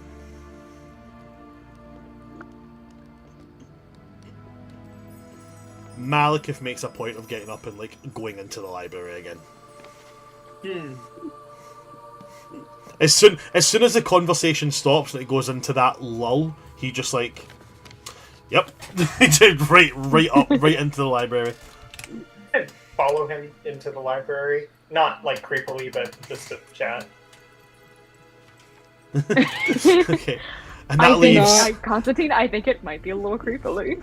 that Okay, leaves. maybe. I'm gonna have a conversation with Dan. Just unintentionally. Listen, you hang out with a bandit long enough, some of his mannerisms transfer over, okay? And that that's leaves so real. Randuin and Rista at the table. The flowing of conversation. Oh yeah, I was gonna say me and Randuin kind of have a rapport. Right, that rapport of just sitting across from each other, just like, all right. So you want to hear about this thing that I heard in school yesterday? I want to hear more about that. I was going to say something, I was like, no, you can't make that joke. No, you can't do that. I was like, yeah, okay, what happened? And I just spill some like incredibly hot gossip. And he'll eat it up. God, Maiko's dating who? Exactly. Penelope Clearwater. What? How dare you? Okay, who do I want to go with first? Do I want to go Malekith and Constantine, or do I want to go Eldwin, Achillea, and Kalidin? I think I'll do Eldwin, Achillea, and Kalidin last, because then I can tie into them coming in. Yeah. I'll do Yeah. Constantine and Malekith. So you come in. Malekith is standing just with a book and just scrolling through it. Closing it, putting it up, going to another book. Hey, Flicking through I know that it's kind of a war crime to interrupt someone's reading, but can I borrow you for a second? He'll nod, close the book, put it back up on the shelf, and then yeah, what can I do to help you? Well, okay, I'm just gonna apologize in advance because this is not really something I'm good at, trying, but it's a very new experience. I guess I just wanted to check in. You and Rista seemed to react rather strongly to the, well, maybe poor tasting jokes. And firstly, I just want to apologize for that. Where I grew up, it was a pretty small town, and once you started dating somebody, it was like almost a guarantee that you would marry them. Honestly, not the healthiest thing in hindsight. So it was quite common to make those kind of jokes, but that doesn't really translate well in, I guess, more common wizarding culture, I guess you could say. But I just wanted to touch base and see if you were okay.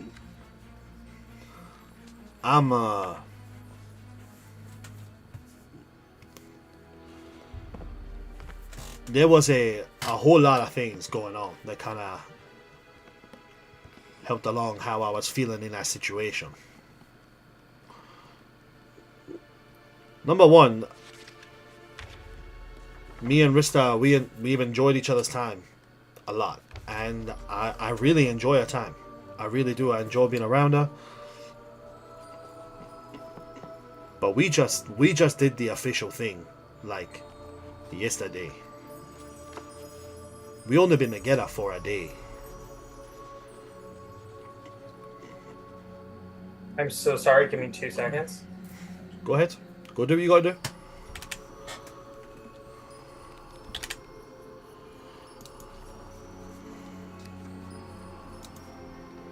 Okay. Car alarm went off. Had to make sure it wasn't mine. Continue. No worries. So real. Then on the other side he goes, I don't like... I'm going to have to be real specific when I say this. I love my family. I love what they do and I love what they done.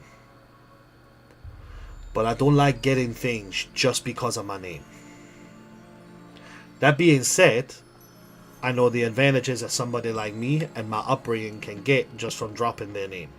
So if I can help that, I will. But I'm just not the kind of person who can do that. And I was in a position where I was putting my name out there in order to get us what we needed. And it got used in a way that not only made me uncomfortable, but it backfired on somebody that I care real deep about. So I'm not going. I'm not. I ain't gonna candy the grapes about it, you know. I got me a little bit of anger,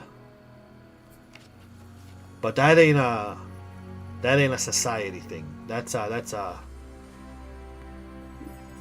me thing that I gotta do with. Well, I hear you, and I respect you taking that responsibility. At the same time, I don't think any of us were fully aware of the toll that took for you.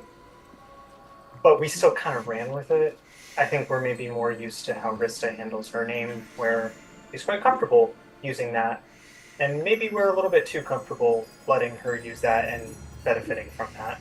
But we ran with it, which probably should have checked with you on that first. So for our part in making things worse, I would like to apologize, because I was one of those people to try and get the most out of you name dropping. I appreciate the apology. With all due respect, it ain't me that y'all should be apologizing to. I get y'all see the smile and the practiced and pronounced etiquette that go on. But that's because we raised that way. We brought up that way.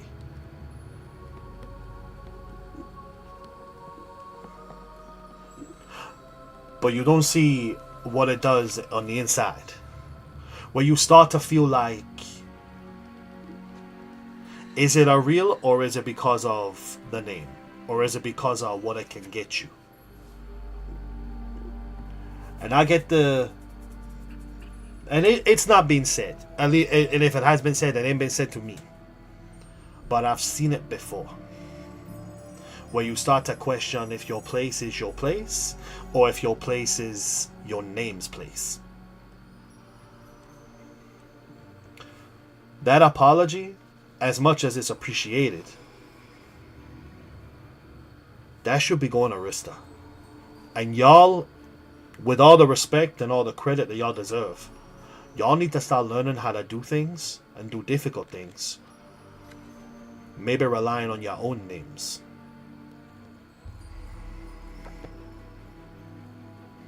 Okay. I will give that some thought. I appreciate that reaction.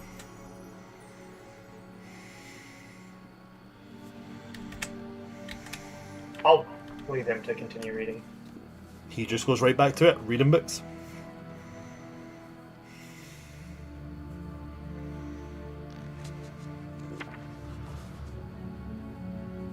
With that, we'll jump to Eldwin, Achillea, and Kalidin.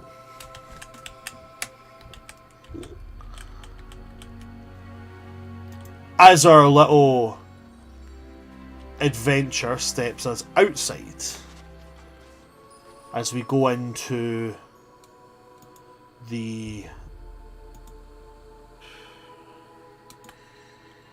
the graveyard, where there is, you know, a bit of mist clings to the ground. You guys step out of the large mirror being held by the statue, and Kalidin is already waiting outside.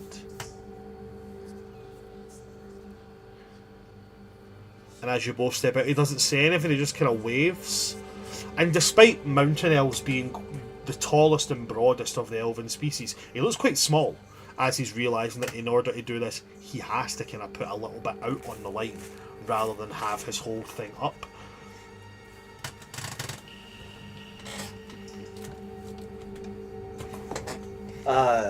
Eldwin will smile and say, hello, darling. I'm glad you came.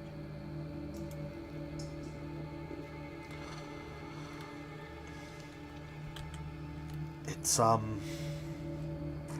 took me a while to decide I was coming, but, I am glad to be here.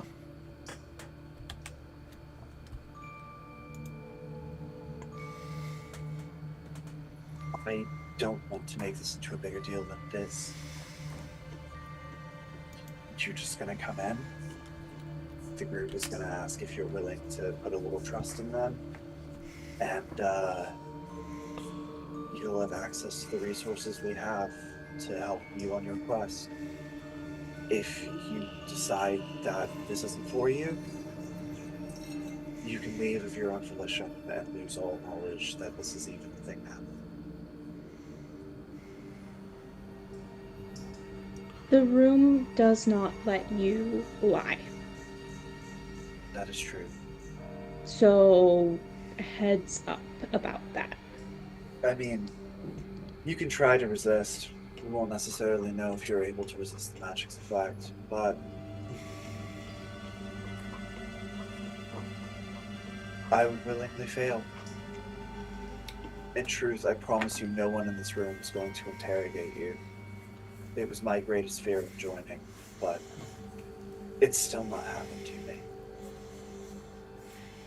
That's because Despite- I did that over the summer. That's fair, but I mean, despite everything I've been through, I was reasonably a potential threat.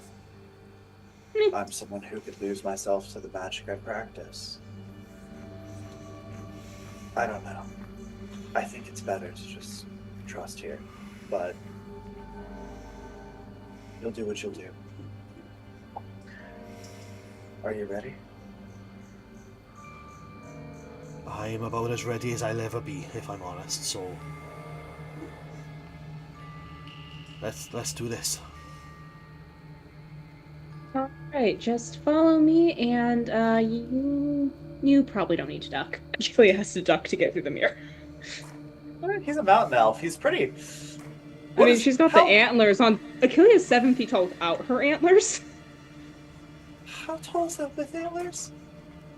That's a great question that I never decided. Wow. Probably 8 feet. 6, 7.5, 8 feet when you factor in the antlers. Antlers probably are not about half a foot. So yeah, probably about 7.5 feet. Yeah. I mean, how tall is Kalidin? Without his antlers, Kalidin. No, Kalidin's about 6'4", 6'5", somewhere in that region. Basic height. Gotcha. Yeah. Yeah, mountain elves can get quite up there. They tend to be quite broad as well. More lanky than broad, but they can be quite broad. Wood elves from the world I've made tend to get about the 6 foot mark. Tall ones will get to about 6'5", but the 6.5 feet. Sorry, but the often is around about the 6 foot mark. Okay. But okay, so you guys go in, and he will follow you guys. So as he steps in, I'm going to roll to see if he will willingly fail. I will not tell you if he willingly fails. I'm just rolling for it. Let's see. I think we will use this dice. The fun thing, if he doesn't willingly fail, he then has to roll to resist.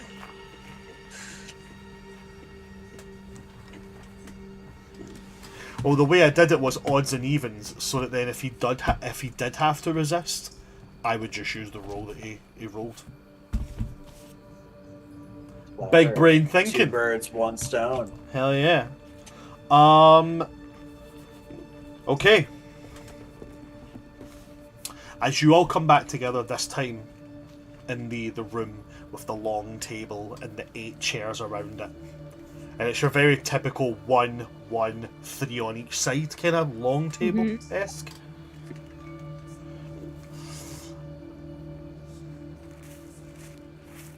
As that happens, Wilbur will make an announcement and just be like, "It appears that we have a guest, masters." At which point, you know, that's to kind of get, like, you know, Malekith, come and sit down and stop looking at boots. Malekith comes in, goes down the kind of spiral staircase down to this floor and takes his seat. Everybody puts on their black cloaks and masks. Oh yeah, Wouldn't that have exactly. been funny? I feel like we should just do it to fuck with him, if nothing. I know, right? We should get them all embroidered. The Little Blood and Bone Society. Little. Wow, yeah. Emphasis No, we on should that, get huh? him something embroidered Little with that on it. society. The blood Yeah. and bone, the junior society. The junior blood and bone. Junior member. You're a little member now. That's You're an insane. intern. Now that you've joined our Crazy. little club, we've got you a little gift. Here's a Yeah, little I ring. know, right? So fun I little- know. Yeah, no, I guess to make a kind of sweet moment out of it, Eldwin will stand like with his back to the mirror and hold out his hand for Kalidin. Aww. Kalidin will take the hand. And he'll just pull him through. Okay. As he brings him in, Kalidin will look to everybody present and just...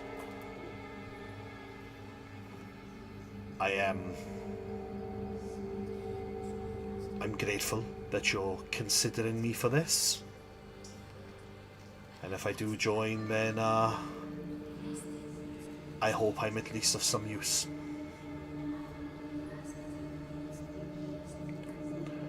Eldwin says that you have questions, so ask away, and I will answer truthfully. So, what are your biggest strengths and weaknesses? Oh my god, no! Whole interview. Well, Whole I've got interview this. mode. One way Well, that you number face one, failure. Oh, I have great hair and I've got like abs, and my greatest weakness, I would say, is. Actually, I think we're gonna need to examine those references. Do you have those apps? Hey, back off, back off. All 8 of them. God, I will say, through the ring, so that we have them, I did assure him this would not be an interrogation. So, just throw that out. Well, I think it would be pretty fair to say, what are your intentions in joining the society if you chose to do so? I want to learn everything I can about fell magic, so I know better how to kill people who use fell magic, because there's this witch using fell magic and she kind of destroyed my entire village.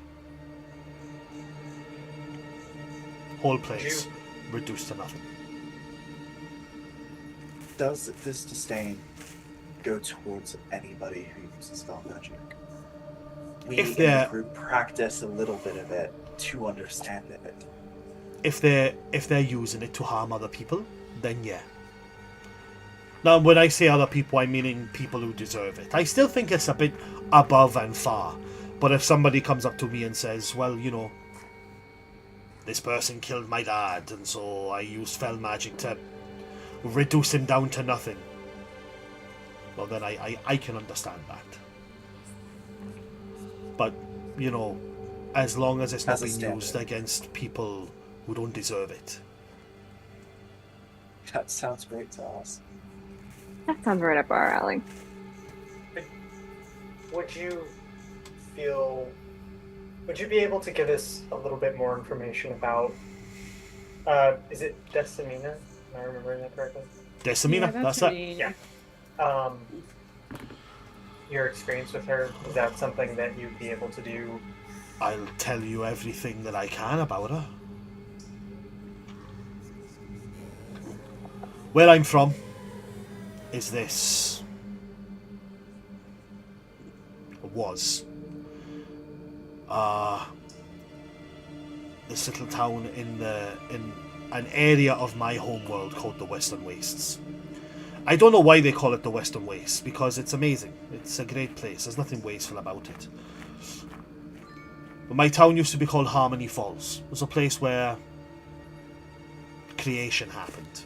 Art, music, all that kind of stuff. People would come from all countries on our continent, and some other continents as well, just to hear and see the music. And one day she comes in and it's just carnage. It was like she would give up parts of herself in order to do what she did. And she enjoyed doing it. And I just remember the smell, like... You know the smell of the air when there's been a thunderstorm? It's like you can smell the air's been burned. Well, it was like that, but wrong.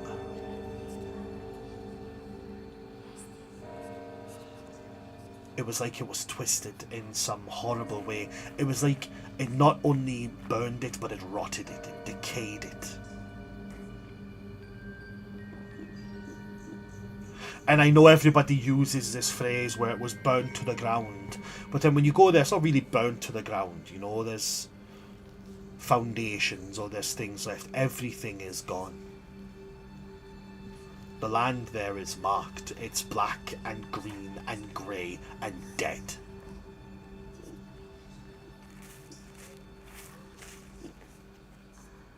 I don't know how else to tell you it. She came in, and as soon as she crossed the gates into our town, she started destroying.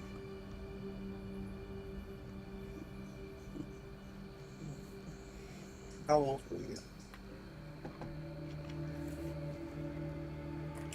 I was 10 years old. How many of you survived?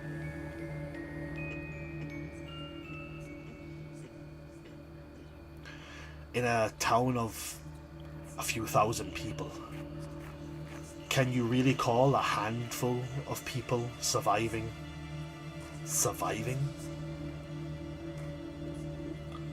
We got out alive, but I don't think we survived. To answer your question, no more than a dozen. This question is going to be hard because I'm asking you to reach into a 10-year-old's memories. Did she stop at any moment for any reason? Did she seem to be after something? No. No, because there was a point where she stopped. For like a minute. But all she did was watch and become emboldened almost. Like glee. I'll look to Achillea and say, if she's been poisoned by fell magic itself, she would thrive off of wanton destruction. No rhyme, no reason, no purpose, except it might be one of the only things left that makes her feel something. Randoon will hop on that and say, and that fella with the, you know, the purple and the black and the woo, Why? he's He's a little bit far gone on his side of things as well, is he not? Void magic. I think they are. So we're not I just... think they are. So, if what you're saying is right, and if what... It points to Kalidin, if what you're saying is entirely correct, then we're not just dealing with 4 people who are very, very good at the magic they use. We're not just dealing with 4 people who are masters of the magic they use. We're dealing with 4 people who have went so far in that they've now lost themselves in the magic that they're using. They have been consumed by it and are at this point vessels of the schools.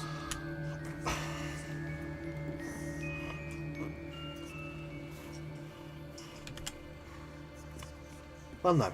Yeah. Probably. Anybody else gets suddenly very warm?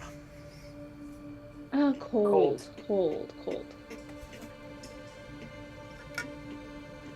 Malekith gives him like an understanding look of like, they get cold, we get warm.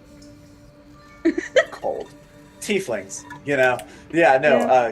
Them cold. tiefling things, dun dun dun dun. It's like a sitcom. You know, just tiefling things. Just tiefling thing. Just tiefling. To a degree, I think that we were prepared for that. Kalidin, along with fell magic, there are 3 other types of forbidden magic. Those being void, time, and chaos. Chaos is, as it sounds, it's a reversal of the weave, the very structure that binds magic together. It violates those laws, operates outside of it, and appears to be the biggest threat that we're facing. From what we've gathered, Methylos Galax is the leader of these 4 individuals. And with his chaos magic, he's able to unbind the structure of the weave entirely. Each school of magic is bound to an ancient monolith, a physical structure that helps bind the overall structure of the weave together.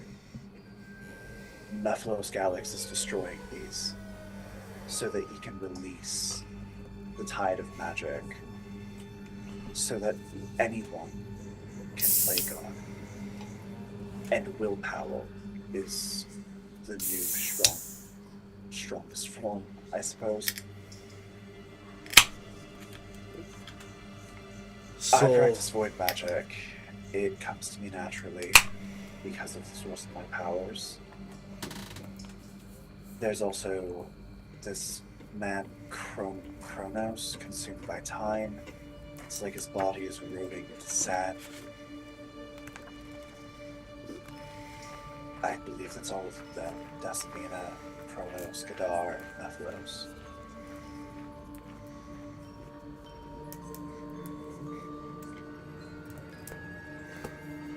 but you lot, you aren't like doing it to, you know, unite together and become the masters of the universe or nothing, like, right?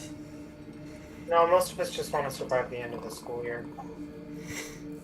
I Yeah. like looking at the intersection of things and fully understanding the full scope of the natural and, I guess, not necessarily natural, but you get what I mean, side of things. So, I'm more in it for the curiosity. Me and Achillea have been researching the disappearance of stars. Oh, yeah. Stars That's the entire that, reason I'm here. Stars that were well within their lifetimes showed no signs of imploding or dying, and yet they vanished from the night sky. I wasn't entirely sure what she meant until I went to the Feywilds and saw firsthand, but the void is consuming the stars. These No. people are making moves in some capacity. Our goal is to study these magics, to counter these magics. Very much like you.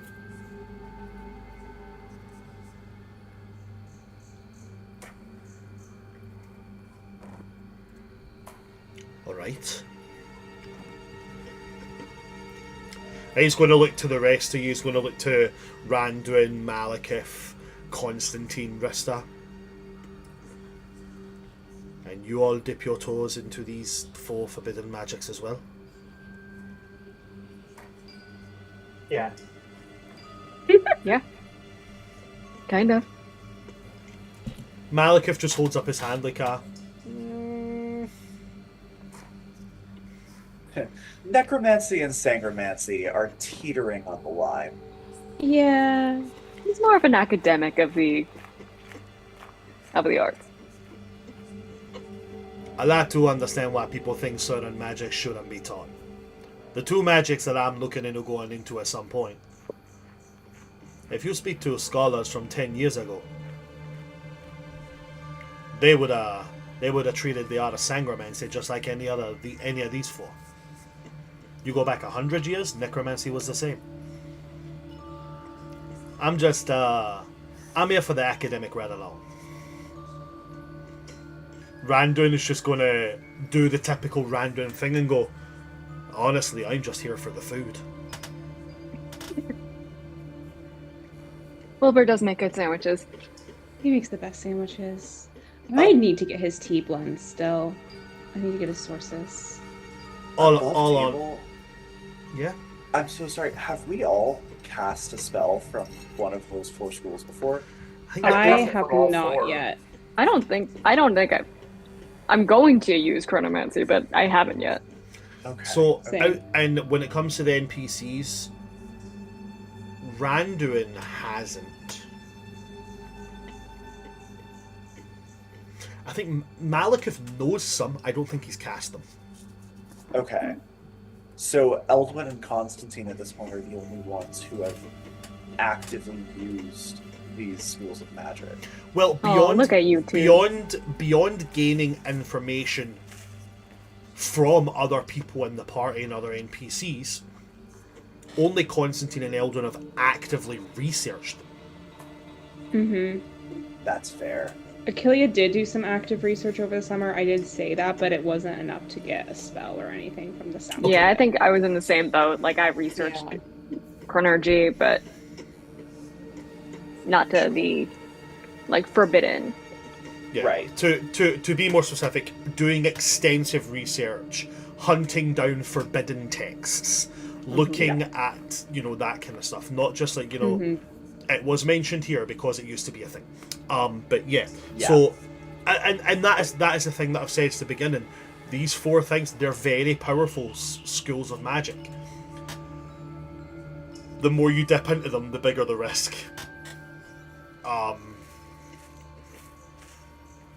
But as you guys are, going saying all that,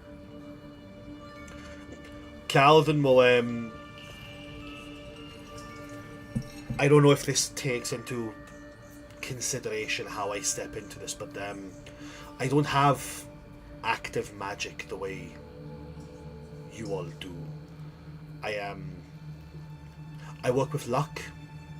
Or, well, to be more specific, I work with misfortune. And he gestures to his right eye, which is like bright violet. Like, Right. this is my evil eye, and with it I can make people fairly unlucky. I think that's, you're here for the understanding. If you do choose to join. And I don't know. I like the sound of luck being against them. Sounds good to me, personally. I think it lends itself well to chaos if you choose to study that as well. Bending luck and bending probability is, part of the name of the game is chaos, making impossible odds possible. Well, I'd love to be able to, honestly. Anything that could... I never sought out the idea of learning magic. I didn't want to hurt anyone, and I didn't want to ever be in possession of something that I couldn't, control. But if it means that I can help out, and it means I can get a bit more of a leg up in dealing with what I have to deal with. I'd be open to learning. We won't. Does push he you seem to study. honest? You can insight check if you would like to. This is my one. This is Eldwin's one little. Just check it. Did that seem genuine? Never wanted to harm anyone. Never took this up to do that. That is a 12 on the die plus an insight of 1. That's a 13. Could be either way. You can't tell. Then I guess we're gonna go benefit of the doubt. Alright. I mean, hopefully he failed his zone of truth. I know, right? Anyway. I'm gonna Eldwin's gonna choose to trust and not question that.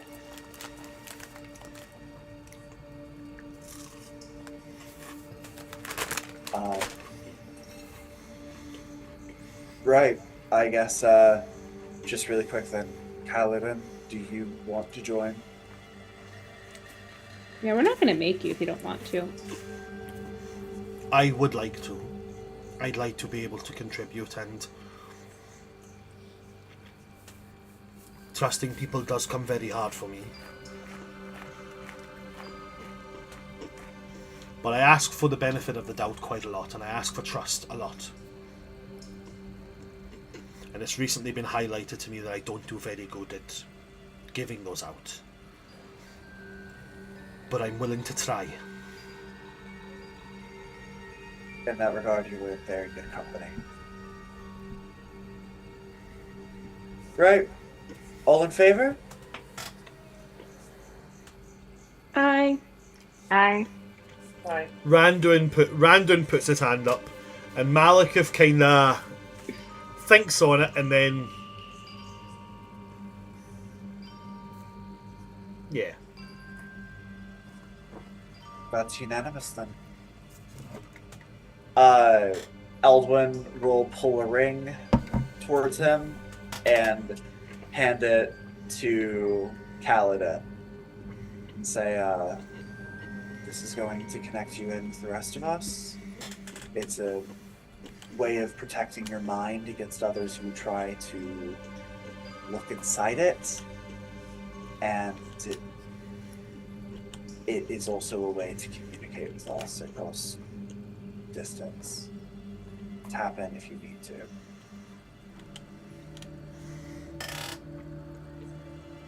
He takes the ring and he puts it on straight away. And the amethyst goes really well with really well. And with that, we have our 7th and penultimate member of the Blood and Bone Society. Momentous. And as that happens, you're all going to get to level up. And we're going to go to a 15-minute break, so do come back with us in 15 minutes. Don't go anywhere, folks. We will see you after we have our... do I say little? I say little. We're going to have our little break. Little break.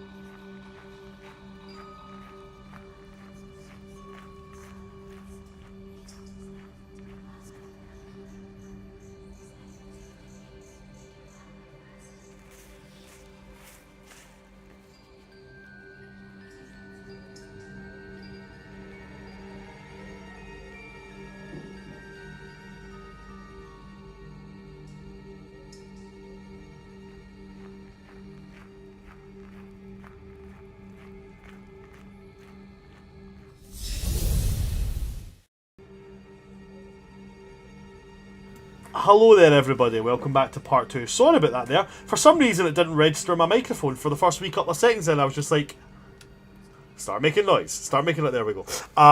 But we are back. And we're leveled up. We're now level 6. Level 6, motherfuckers. We're doing some level 3 spellcasting shenanigans at this point. Level 3. So just in the interest of complete and open transparency,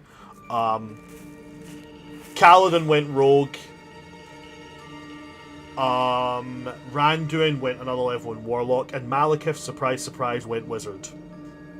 Oh, who could have predicted that? Who could have seen I that got one? really confused because I thought you were saying like Kalidin went rogue, like he did something whack, and I was like, wait, Yeah. what just happened off screen in the 15 minutes? Oh, that we that's were on funny. rogue?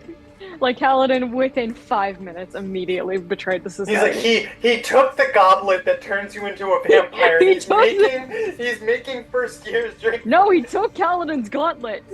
Oh no. He's a traitor. We knew it. Well, I always suspected. You didn't say shit. I suspected. Can't trust. It is. It's always the hot ones, and this is why you should date ugly. That's No, a you hard always one, trust isn't the hot elf, even if they don't trust it? you. Never trust the hot elf. That's like D&D Oh, but I want rule to. number. I can change it. That's like D&D rule number 1. Never trust the hot elf. That's true, yeah. I thought the rule number 1 was never trust the fae. That's just a real Where world do rule, where though. do you think That is the hot true, bro. where do you think the hot elves come from? That's true. This is an extension. Never trust the fae, and by extension, never trust the hot elves. Of course not. Never. Never do it. It's not a good thing. Achillea is an exception. Achillea's Hi. always the exception. You really shouldn't probably trust Achillea as much as you do. Achillea is also the person who'll be like, "Oh, that's a really cool nickname. Can I have it?" Yeah. Haha. Achillea's been stealing everyone's pronouns, but no one's realized it yet.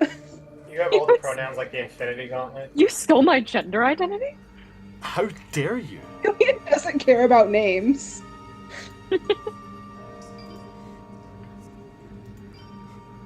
Oh no, shit. I thought I did everything. I didn't. I missed something. I'm such a horrible person. Oh, no, what did you do? No. Malekith needs spells. It's always fucking Ah. Malekith. Ugh, He's such a dick. guy. He's just Silly he's, Malekith. Stupid wizard. he's such a imagine being that kind of guy. Like imagine being that kind of guy.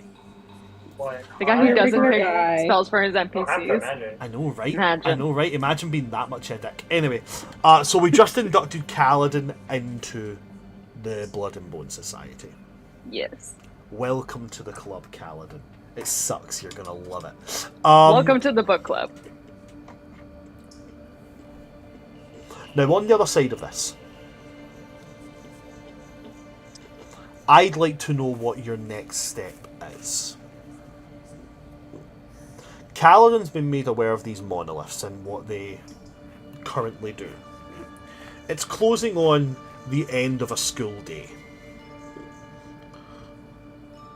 What is the next step from here? What's the next part of your plan? Was Well, there a I am. Oh, go ahead. No, you go ahead. It's cool. I kind of lost my train of thought. Go for it. Well, I was going to bring up to the group, like, so everyone who was there, sorry, Kalidin, I'm kind of excluding you immediately.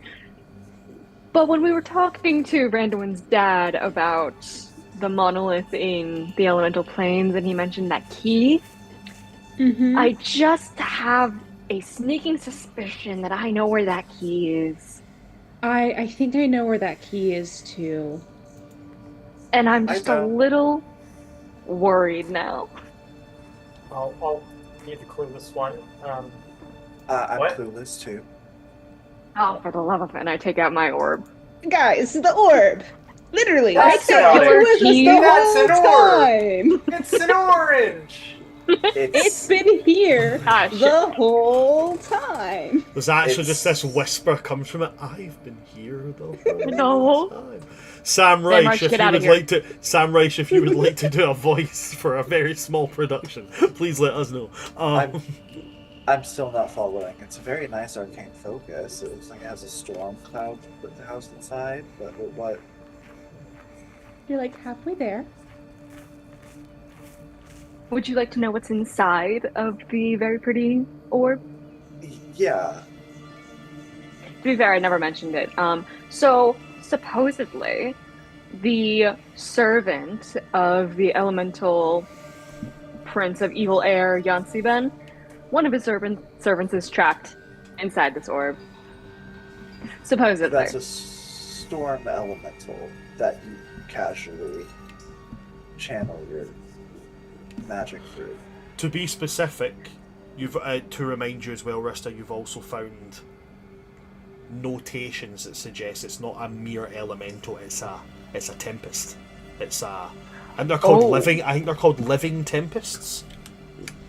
Fascinating. Bear, I will get you exactly what it's called because I know it's something that you do have access to. So give me just a moment. So just exponentially more powerful than even I thought it was. Isn't that fun. kind of like the equivalent of like a phoenix or a leviathan?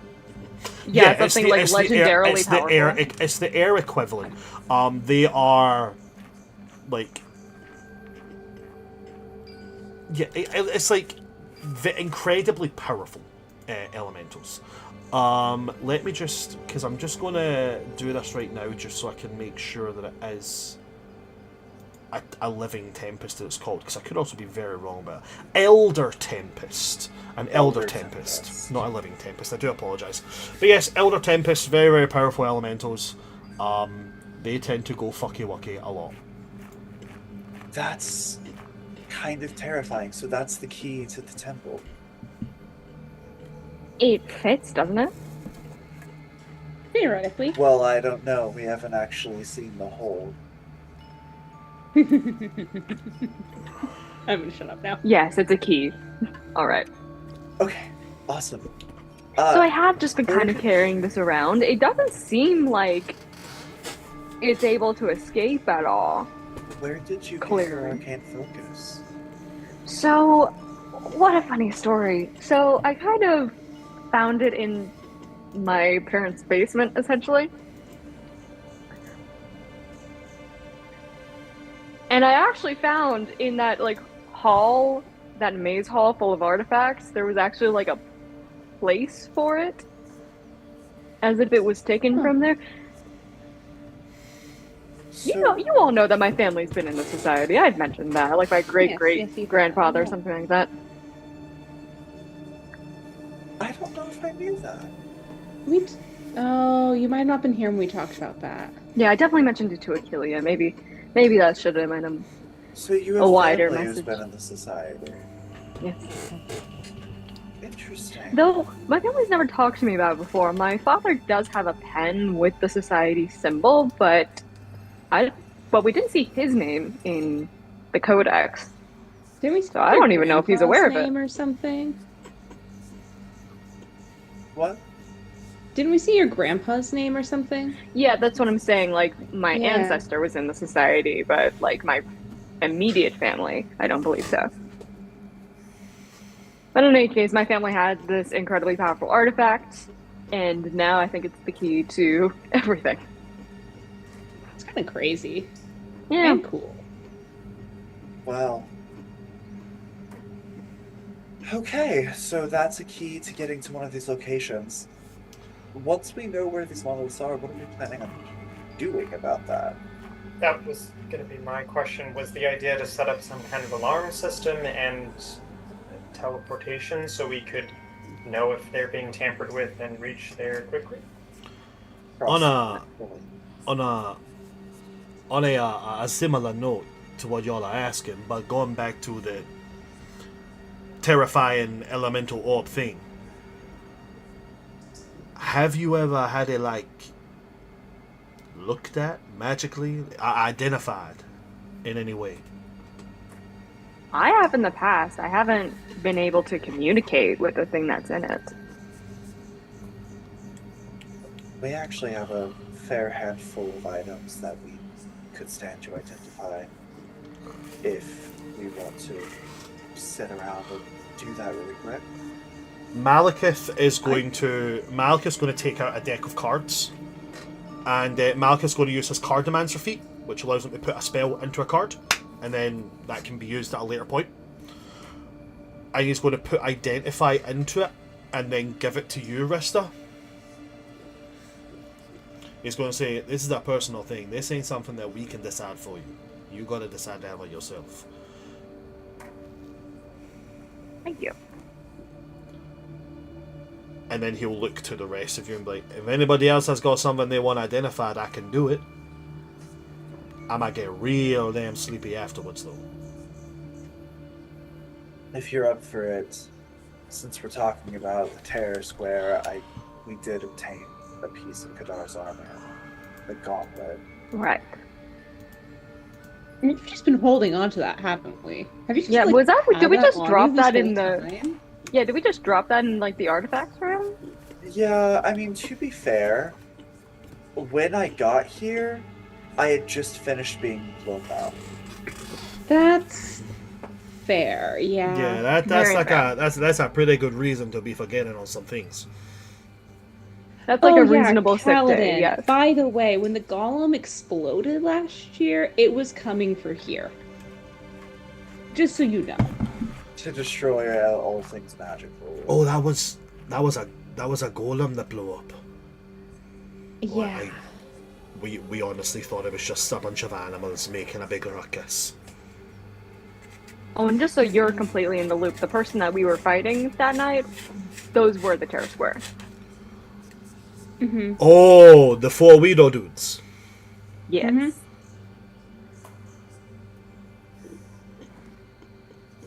Yeah, they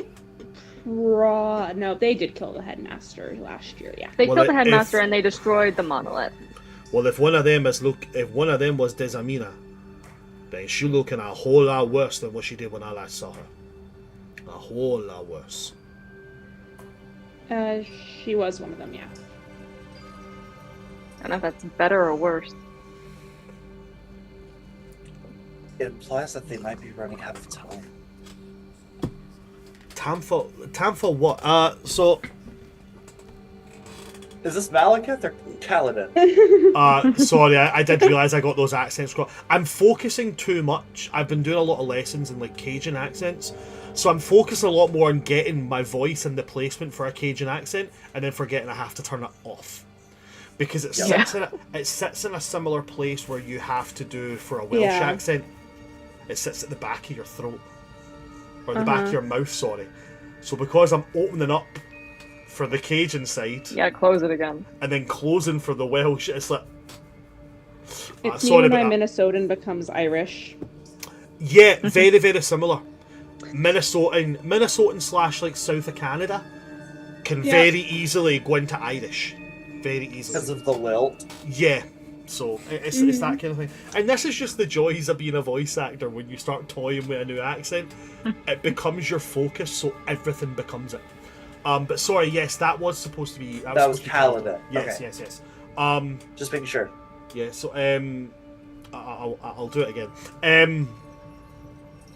What exactly is the reason that they're looking for all these monolith things? Like what do they do? The monoliths. Please, Achillea. You probably know more about them than I do. Oh, the monoliths are... Okay, so you know how magic has structure and can hold itself in place? And, like, exists and is concrete? Let's say yeah. Okay, so imagine. These are the things that are keeping magic to that place. If these are gone, magic is basically all wild, but not like you find in the wilderness. Unstructured, unbridled, no limitations. These keep them in place. There's one for every school of the normal studied magics, basically. They Right. destroyed one last year, and that's when Wispy went all wonky for a second. And they as far as all... we can tell, when they get to, if their ultimate goal is to destroy all of them so that all magic would be unbridled, and perhaps if what you're saying is right, Eldwin, then maybe they're trying to save themselves. Because if they're currently vessels of this forbidden magic, then maybe they're trying to release it so that it doesn't stay contained in them. Now, if I remember correctly, and I mean, I just had my shit kicked in, but if I remember correctly, when speaking to Mephilos, he truly believed this was some kind of noble cause. He believed that freeing magic from its confines frees the world from corruption. Now, suddenly, those with the strongest willpowers are the strongest in the world, not those born into wealth or circumstance, or those who have taken or stolen power from others. Your power would simply be tied to your emotion, your will, and it would be accessible by all without limitation. It's utter chaos, pandemonium. I don't think I understand his vision, but he did seem to have one beyond selfish intent. I can understand his vision. Mm-hmm. Malekith pipes up. When you come from a place where anyone around you can have anything they want at the drop of a hat, but then you go to other places where you see people who got absolutely nothing, and what magic could do for them, I can understand. But it can't just be wanting like that. You can't just be handing out a magic wand to everybody and saying, wave this, it'll solve all your problems. The folly lies with man, not with the structure of magic. I would agree. I can think of a lot of occasions when a great equalizer was very appealing, and frankly, in another context, I might be able to get behind it, but freely giving everyone the ability to perform magic that only the very strongest could on a whim sounds like a terrible idea. It's just a way to tip the scales. Don't get me wrong. Change. I think there are people, especially people within my family's societal circles, and the way they got their name and the way they got their power was all wrong. But then if we view every single one of them as the same just because of the societal class they hold, then that's people like my family. And while I'm very sure that there's a bad egg in every single box, my family is good people. Just as I'm very sure that Rista comes from a good place. If they're targeting, if they give all this power out to people and they hold some kind of grudge on those who have some things because their family worked hard and got to a certain place and now they benefit from that, well, that ain't right. That's somebody being angry at the way the world failed them and taking it out on people who managed to play the world to their favor. I agree. I think that there was a time where I could have understood their vision. When I first got my powers, I come from nothing. Having them, everything felt possible. I could do anything I wanted to now, all of a sudden. Fix all of my problems, and I still held this bitterness for those who simply came by what they had. It wasn't until I got here and realized that you can come from privilege and still be a good person through people like you and Vista that I started to reconsider that. I think it's fair to say at this point that their views are selfish. Even if they mean well, it's a fundamentally flawed way of thinking. Also, like, to raise, there are beings that are just magic. They're inherently magical. My mom's already faced enough stuff just because of how they are. I face enough because of how I am. Not even just, not here, but out there. And I know there are people who would just, with the blink of an eye, wish that none of us existed. Randuin, that power. Randuin is going to kind of absent-mindedly start to kind of poke at the roots of his horns, and then say, "You don't have to tell me twice on that one." It's not just.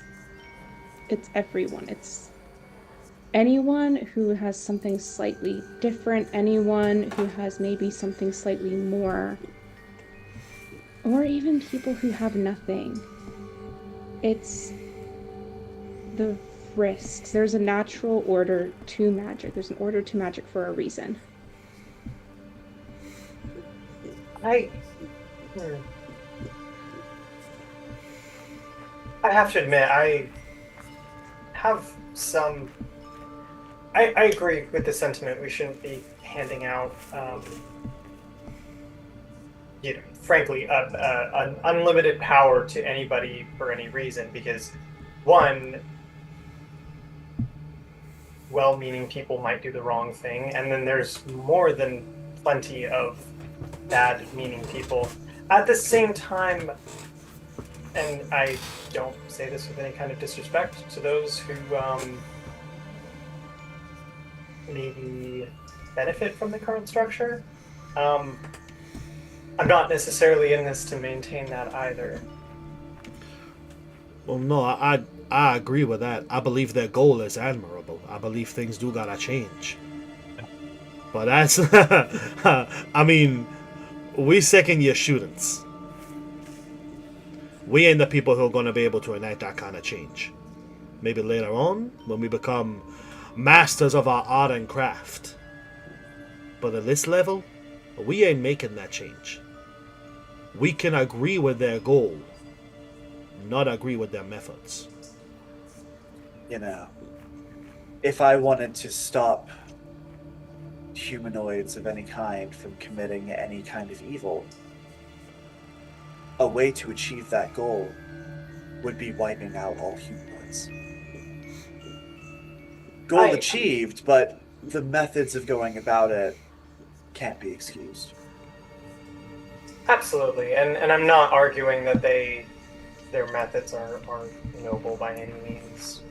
But we can agree that we're not doing it to hold that structure.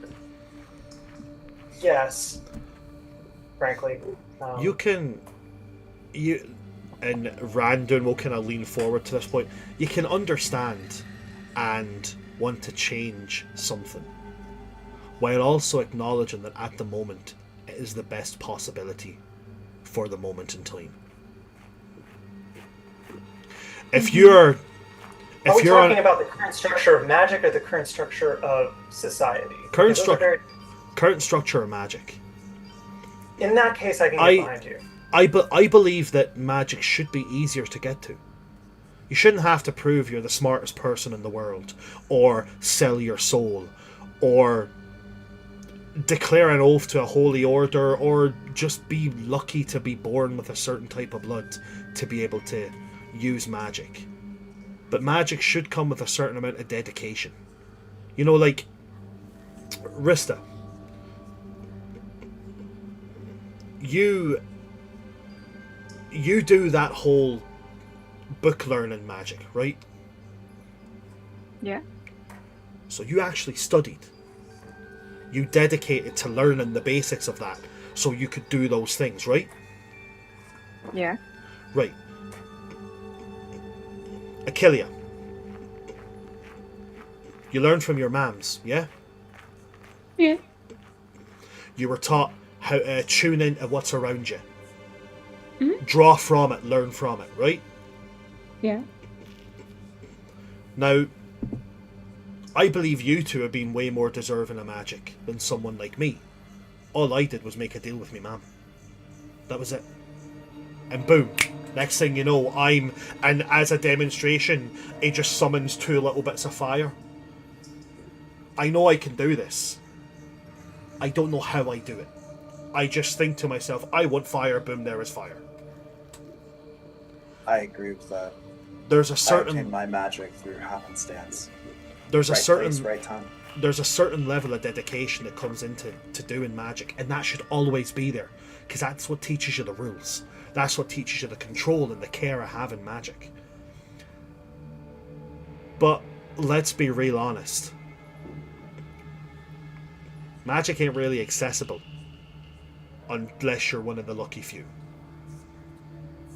And that's the point that I just want to come to. It might be ridiculous to be talking about, what do we do afterward? But I think given that we're starting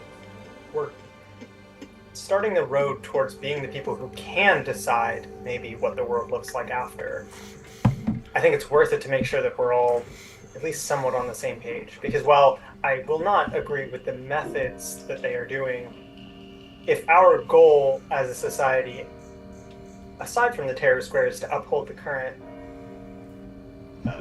social structure, then I will not be partaking in that. At this point, I think Wilbur will speak up. And Wilbur will go, I'm not in any way, shape or form a member of this society. Wilbur, you're an honorary member. I thank you, Master Achillea, I truly do. But I remember back to its founding, and I remember the words spoken by Master Luch. And his intent was always that this society should ensure that nothing is hidden. Everything should be attainable and everything should be understood. And I do believe intently that Master Luch's intention was that magic has to change. And there must be some openings made. But as I said, I am just a humble majordomo to all of you. My opinion counts for very little.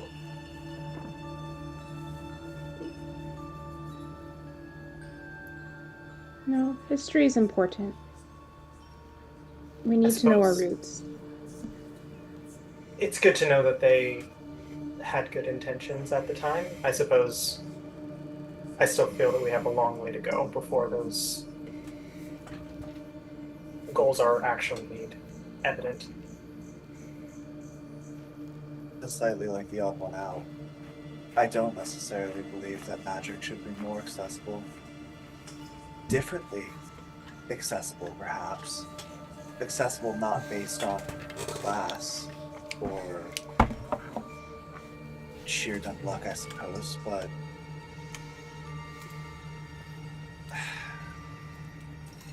some people are dangerous. Some people are unstable. And magic is not inherently good or bad, but it is a tool that can be used for good or bad. You can't really control that. You either limit magic or you set it free. You don't get to choose exceptions. Well, then I think it should be limited. Which it is. It's also confusing to say there's limited as it is now, where you do have to either, as mentioned before, have to have some share of dumb luck or privilege in order to access it. That is limited in a sort. There's completely unlimited, like the Terror Square is trying to propose, where just anybody can access it at any point, which even then, we get into an idea of what is willpower, how does one have more or less of it, and would they not be the leaders of this new world, but that's beside the point. And then there's a new way to regulate it in some other way. There's access by knowledge and access by... I suppose that I'm here on scholarship. I mean, I know most of us don't pay to be here or anything, but, like, this is my first time in the school. Yeah. But it seems like this conversation is coming down to who deserves magic. Not who gives And, it. and apparently there are differing opinions here. I think the shared opinion is who deserves magic. Anyone willing to put in the time, effort, and hard work to studying and mastering it. That's the common consensus. My only stipulation is that there are dangerous people who will wield it wrong, which is why it's important that there's people like us who will correct. I don't think anybody's arguing with you on that one. There are definitely people who will wield it wrong. I mean, that's just modern nature. Mm-hmm. This is the one thing that you see at the Grand Necropolis. Whenever you speak to old spellcasters who've been dead for a long, long time, when you speak to them, oftentimes you come across those who are malevolent. But it ain't the magic that makes them malevolent. They were always malevolent to begin with. That's true, though the damage that one could do with magic as opposed to a sword is significantly different. So that then comes up to those who make laws and those who make the pursuits of justice and all that them talk. That ain't my area of expertise. I talk to the Yeah. That's I what think we can leave. I believe that everyone should be given an equal opportunity to study magic. Now, will some use it for the wrong reasons? Absolutely, and then there should be laws, regulations in place to keep them in check, so that use of magic poorly will not be available. But when it comes to making magic accessible to anybody who is willing to study it, I agree with that in theory. Unfortunately, many people will argue that that is what it is currently. There's many people that would say, oh, well, anybody who is willing to pick up a spell book and study it for a good amount of time can learn magic. But frankly, that's even owning a spell book is very difficult. I had one since the time that I was 10 that I found used, that I studied over and over and over again. And even that, I was incredibly privileged to have one. So, as long as the plan is for us to not maintain the current method of access for magic, I think that I can get on board. I don't know if we have control over that, but I get you. I will say, the good thing about these other schools having monoliths and being bound with a leaf is that there are limitations on what can be done with magic. Even at great power, there's a scale, there's a limit. These forbidden schools of magic, I don't know what their limit was like. And I think I do agree with the founder's decision to keep these 4 schools to a select few. Could we create monoliths for the forbidden magic to put a cap on them? I think that would be really counterintuitive to chaos. I don't know how that would work. Aren't there monoliths for the forbidden magic? No, there's only them for the original school. Yeah. Right? Wait, Brand, am I wrong? Was there a painting about this? Vista, what was the painting that you saw? Kadar. Yeah. Well, it was a painting, something called... Bran, remind me, what was the painting called? It was True Magic or something like it was that. like it was called The Execution of True Magic. Yes! The Execution of True Magic. It was, to be very clear. Again, this was before I knew a certain lore thing, but we're just gonna... Yeah. Basically, I thought the weave was like a constant thing. No matter which world it existed in, if it was a D&D world, the weave existed. Apparently that's not true. That's only for the Forgotten Realms. Other worlds have their own reasons magic exists. I thought it was everywhere the weave is a thing. But for the sake of the birth of magic in a multiversal aspect, which is technically where the school sits, we're going to go with the weave aspect. When the weave was born and all the magic came out of it, all the schools of magic came out of it too. Some of them did not react to the ideas of constraints and order. They started to be let go. They started to drift off to the side. When order was put in, something came about that you guys don't know, you haven't looked into it, and eventually the monoliths came up and they acted as like a kind of focus for that order, for those constraints. It was never noted anywhere if monoliths had been made for the 4 forbidden and forgotten schools. But in the painting, there was some representation of the 4 forbidden schools There was being and they were cast off. They were being dragged, cast off, thrown away. Like they were separate from the other workings of magic. Yes, to be specific, it was different coloured motes of energy that represented the different schools of magic. Some were trapped within like a white arc flux that kind of held them all together like some kind of astral web. But these 4 were out in the dark. They'd been cast aside. They did not fit into the order. So I think that does imply that they might not be bound in the same way. And I think the question of can we bind them is a worthwhile But what question would the to ask. consequence be of binding them? Perhaps they'd be safer than they are now. I mean, again, safe as magic can be. Yes, can the current schools of magic be misused? Absolutely. But they're not nearly as dangerous as the 4 that are unbound. So if we can bind them, we can at least limit the damage that they do. And it's entirely possible that it would depower to a degree these 4 who have become almost vessels for this forbidden magic. The question becomes, where did the monoliths come from? Were they made by man, or were they made divinely? Is it the work of Mishra or some other god of magic? Which one was destroyed, and is that magic now Abjuration. unbound? Abjuration. We know that already. Has anyone noticed any difference in using that kind of magic? You have to think of it like something being held taut at multiple ends. When one thing falls, the entire structure is no longer taut, it's just loosening. So it's When going to be easier to multiple destroy the other structures- monolith. Essentially. Well, The structure gets can we- weaker every time one's destroyed. I can still use shield spells. They still Perhaps- work the same.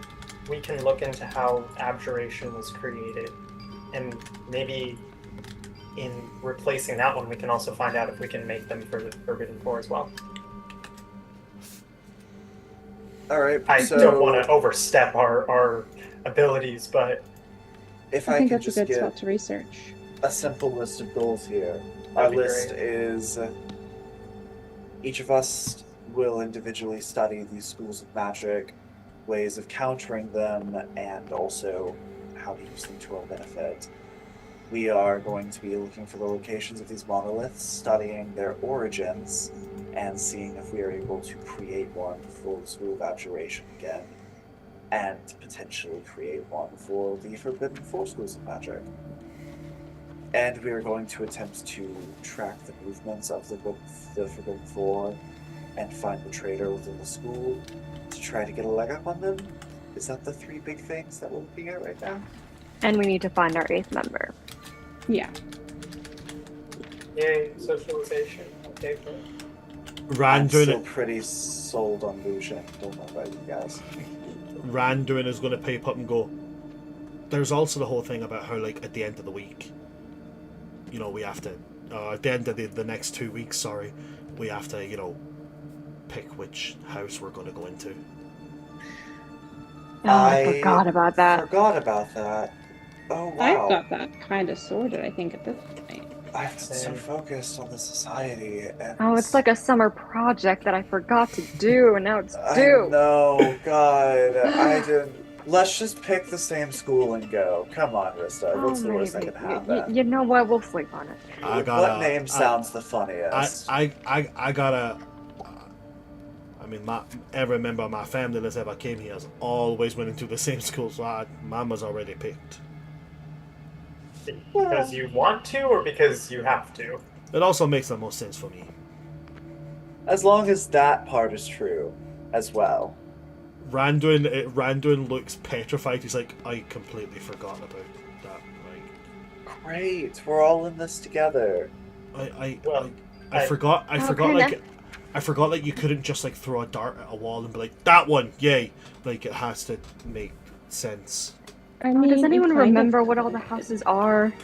Dude, I wrote them down and I'm like I also looking wrote them down at some frantically for point. them. I don't think Actually, I wrote them down, which is I wrote them down back when I still took avid notes, so it should be At pretty. this point, this is where Malekith will just kind of. This is a big part of my family, so like I know all about all these things, so I can give you all the basic rundown if that's what you need. Oh, please. Right, so like the school was founded, blah blah blah blah blah. 5 friends, blah blah blah blah blah. They all believed in the same goal for magic, but they all studied it in different ways. So you got the 5 houses. You got Weaveward, Hextia Brim, you got Celestia Vale, you got Infernagard, and then you got Stonehold. And they all got a different focus. Weaveward is for those who they prefer to understand in order to learn. They focus on the mind. Then you got Hextia Brim. Hextia Brim is more about where your magic comes from. The lineage, the line, the heritage. That kind of thing. They real morbid, lad, but they focus on the blood.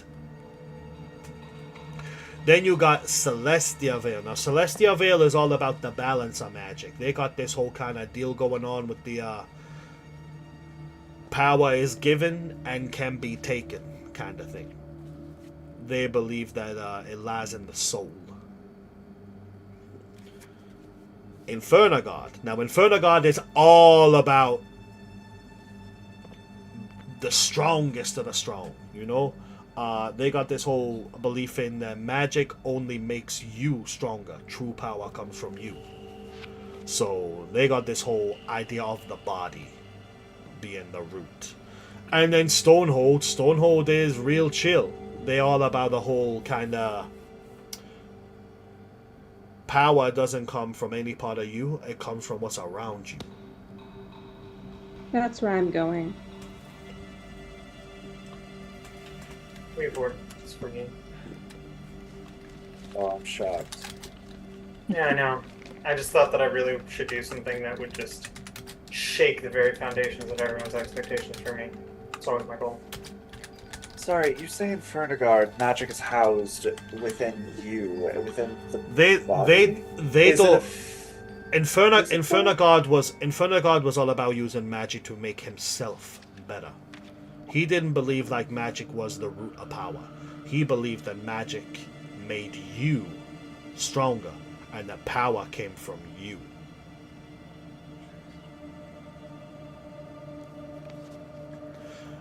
But it belays the whole kind of 5 principles: mind, blood, body, soul, and environment. Where are you going? My whole family always been Weaveward. I be going Weaveward. It fits me. I ain't looking for power to go taking over no thing and nobody. But I like to understand how things work.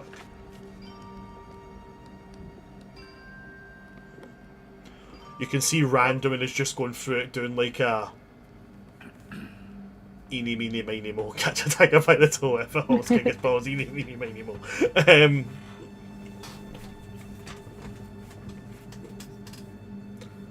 The basics of it are each of the houses has like a motto.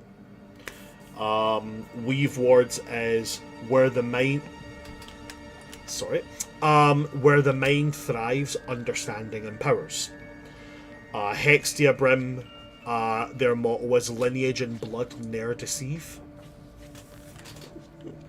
Celestia Veils as power can be given and taken away. Inferna Guard says power is within, waiting to be found. And Stonehold says stop, breathe, feel the world around you. That's the basic gist of how to understand them. Weaveward, I read books. Hextia Brim, look at the past, do what they did, but better. Celestia Veil, trust in God or don't, it's up to you. Inferna Guard, I hit real good.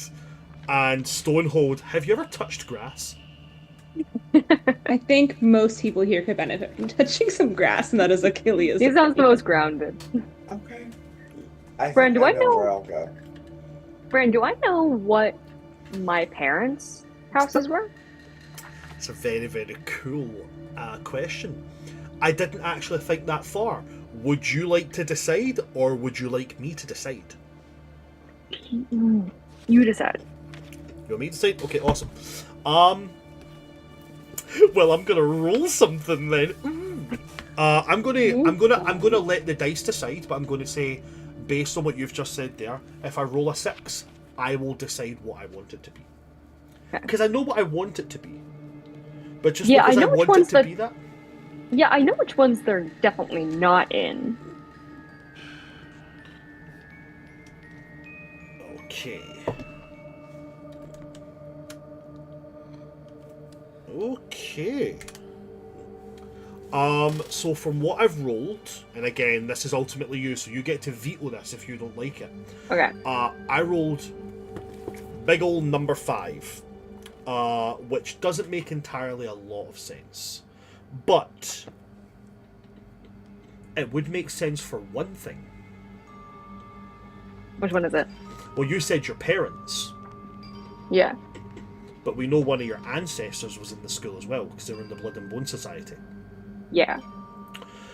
So Do you think they'd be different? Stonehold could fit them. I don't think it fits your dad. Oh, no, that was literally the one where I was like, that's definitely not my parents. I think if anything was your dad, I think your dad would be either Inferna Guard or Celestia Veil. Oh. The idea of Honestly, power I was residing- wondering Celestia Veil. Yeah, the idea of power residing in a soul, something has to be traded for power. Yes. Okay. So we'll go Celestia Veil for your dad, and then for your ancestor, they will have been Stonehold. Hell. Isn't that thematic? But that doesn't mean that has to be where Rista goes, unless you want the whole of my family are always in this school thing. No, but this does provide good perspective. Do we have our Draco Malfoy? My father. Well, apparently here at that's this. Well, apparently that's Malekith. He's like, I'm just going with what my family does. I know, that's what I thought too.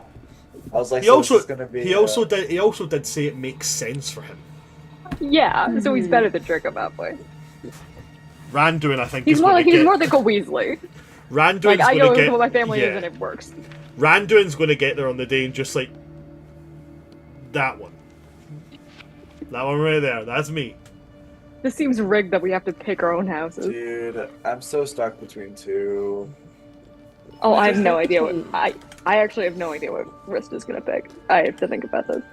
Because there's a big difference between what I think actually suits her and what she thinks she should pick. Right?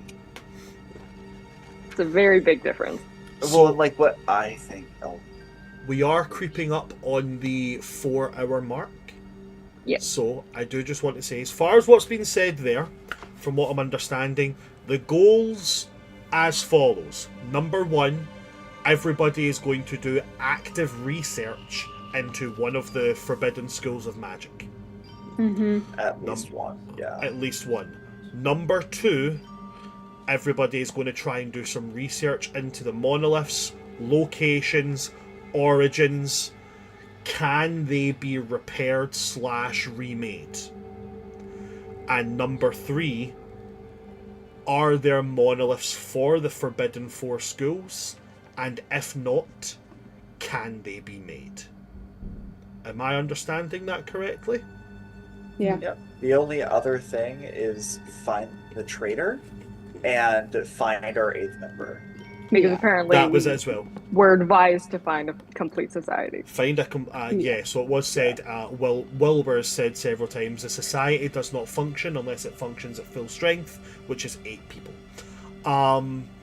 And so finding an 8th member, somebody that benefits, somebody that fills a slot that has not been fulfilled yet, and then the other side would be finding the traitor, which is just a constant thing you should always be thinking about. After this meeting that you guys have, after this sit-down conversation, Malekith will go to identifying the gauntlet. Okay. And is there anything else that has to be identified? I think Rista will identify her orb. Okay. And she'll use the card, she'll just cast it. Right, okay. Then in that case... Oh. I know it technically goes over our 4-hour mark. Would everybody be able to give me 10 extra minutes? Yeah. Yeah. Let's do it. Cool, thank you. So Rista, before we go into... If you're using that card to identify, you're all going to see this happen. As this gets identified, Then, do I know that that's going to be the case? Because otherwise I would just cast it, identify myself. What do you mean? Is it going to... How does the identifying manifest? Is it going to be in my own head, or is it like a whole thing? Oh, so you'll get the information in your head. It's just doing it has a physical effect on the orb. Oh, yeah. Oh. Okay. So, what you guys see is the little swirling cloud inside this orb goes grey. And electricity... Like a storm cloud? Yeah, and electricity starts to crackle. To a point where it becomes wreathed in little sparks of electricity constantly. Rista, you are going to gain... I don't know what I just did there, but whatever it was, my computer made a noise. Rista, you're going to gain a piece of information here. Fascinating. You become aware of this item's name.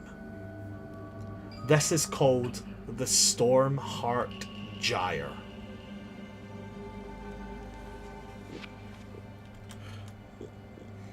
This perfectly smooth glass orb is as clear as the open sky. Its interior filled with, now, stormy, thunderous grey vapours and arcs of lightning faintly. Golden filigree winds around the surface in patterns that resemble curling gusts and forked thunderbolts to hold the orb in place. This orb has now entered its dormant state, as in its first stage of activation. From now on, while you are attuned to this, you can use it as a spellcasting focus, as has always been its capability. You will now gain a +1 bonus to spell attacks and damage rolls, and the saving throw of your DCs. Ooh. Whoa. Fancy. You now have resistance to lightning damage. Oh. I think I already have that. Then you have Yeah. immunity. Then you are immune to lightning. And you gain this, Storm Step. As a bonus action, you can teleport up to 20 feet to an unoccupied space that you can see. A faint crackle of lightning marks both your departure and arrival. Once you use this feature, you cannot use again until you finish a short or long rest. What you're also going to gain is an insight into what is inside here.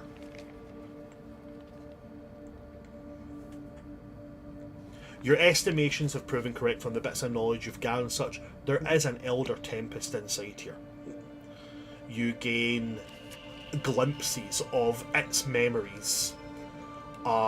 Temples of air floating on swirling tempests and hurricanes. You gain visions of Yansi Bin bringing down the fall of the Grand Council of Air, sundering cloud giants and sending elementals awry to conduct his evil wills. And then you see a group of tempests gathering, rising against him. You see them overthrowing. You see them bringing things back to rights. And then you see a group of Air Genasi, as well as Air Elementals and all such, conducting binding rituals. The idea being that even though they overthrew him, they were once his closest advisors, and therefore they cannot be trusted. Then you'll gain another very brief memory of emptiness, darkness, an expanse of loneliness, before a curious hand picked up the orb, and you gain a brief glimpse of a face that you've seen in a portrait, and that's the face of your ancestor. This Tempest was once one of the closest advisors, servants to Yansi Bin, before deciding what they were doing to the elemental plane of air was not correct. They overthrew him, but they were bound into a prison because of how close they'd been to him once. And then they were left. They were forgotten. They sat in a corner, in a chest, and then that chest fell apart, and then the place fell into ruins, and then one day a curious Air Genasi came along and found an orb and picked it up. And that's how it ended up in your family.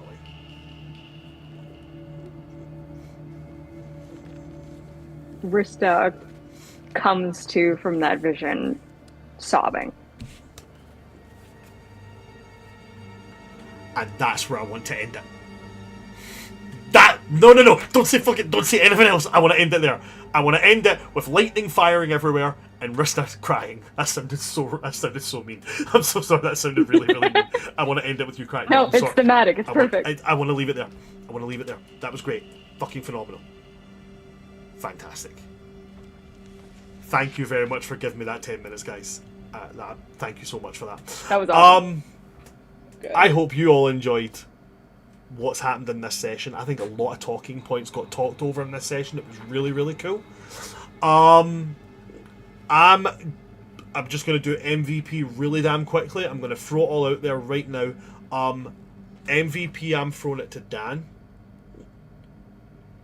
Constantine did a whole load of sensible talking. And a very good job of keeping everybody in line for their first official on-table society business.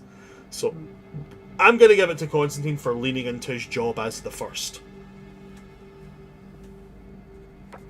And now, Dan, who do you think gets MVP? You know what, Bran? Uno reverse card, and I'm not just saying that because you gave it to me. No, I think that we gotta hear from a lot of NPCs, and I feel like you always do such a good job of integrating NPCs into how they interact with us.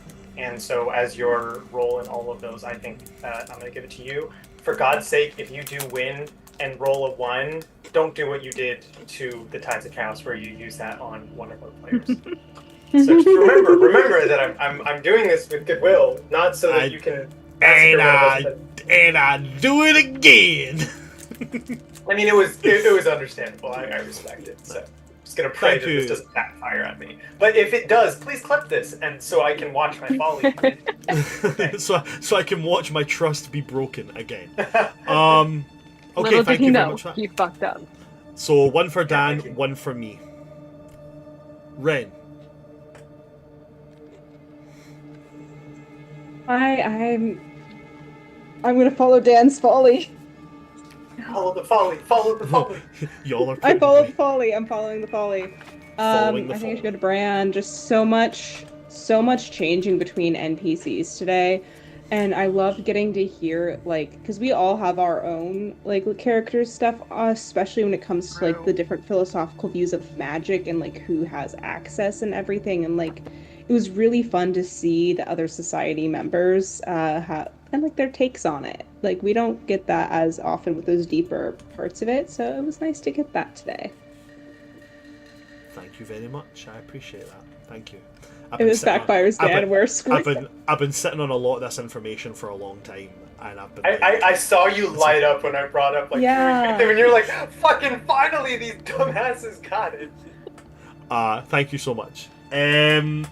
Moving on from yourself, so that's 2 for me, 1 for Dan. Charlie. It's really hard. I do like, and this is no disrespect to you, but I do like voting for players when I can, because I mean, Of course. we have Of such course. incredible players, We and do, like they really we do such do. incredible things. However, I do think that this once there seems to be a sort of agreement happening here that we're honoring simply the effort you put into this world. Like, you've done a lot of lore dropping today. You've done a lot of like, I mean, you have to be very patient as a DM to wait for us and our slow asses to connect all the dots from things that you have like very slowly planted across several sessions, you know, and you've been very patient waiting for these things to kind of come into fruition. You do have to switch between so many different NPCs.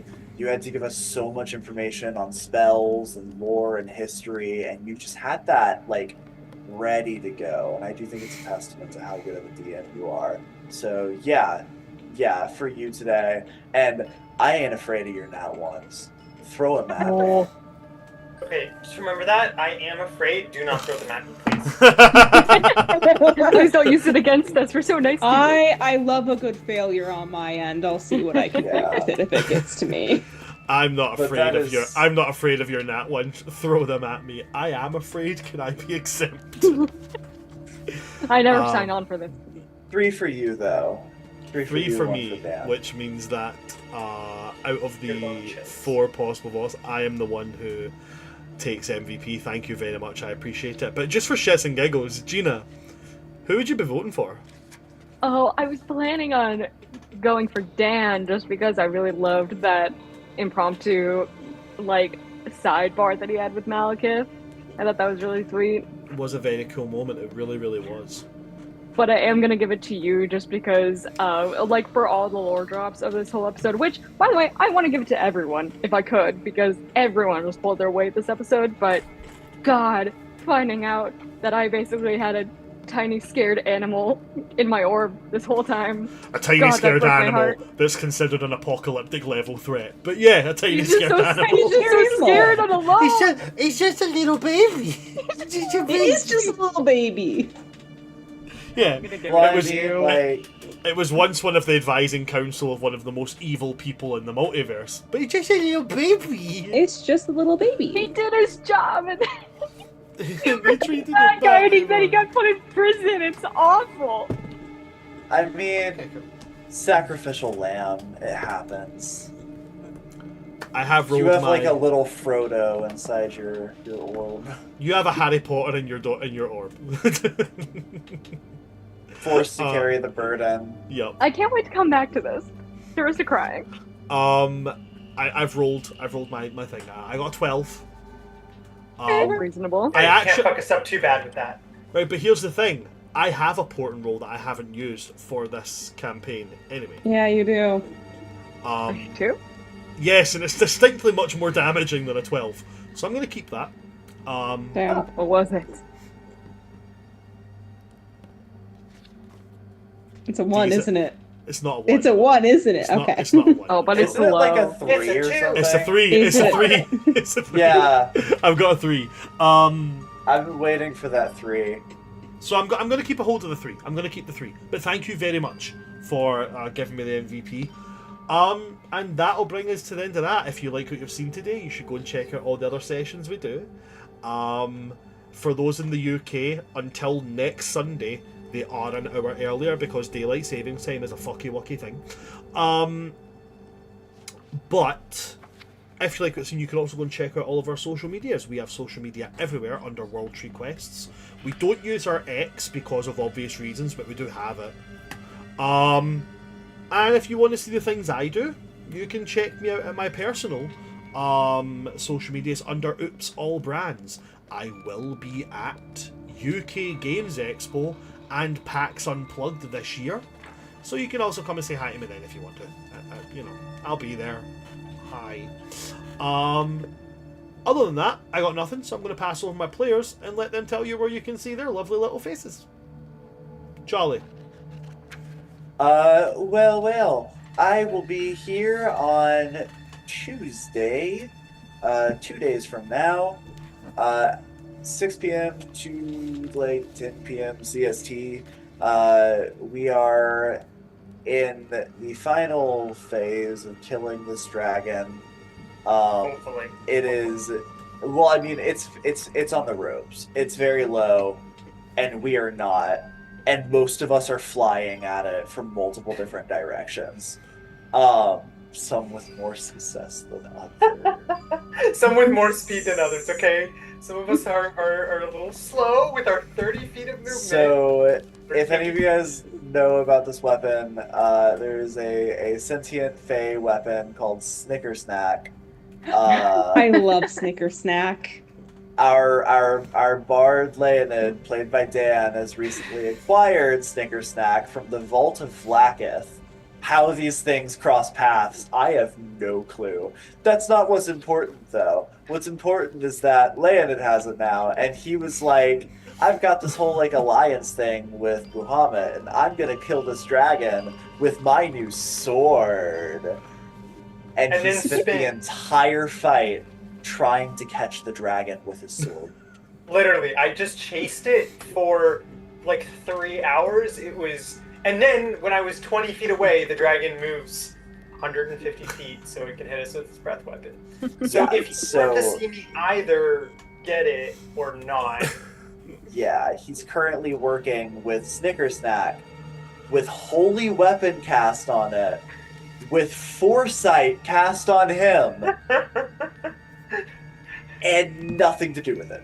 But we're gonna do everything. I am doing everything in my character's power to get him in range. I promise. So Literally, Charlie's been come see Dan deal a fatal blow on a dragon.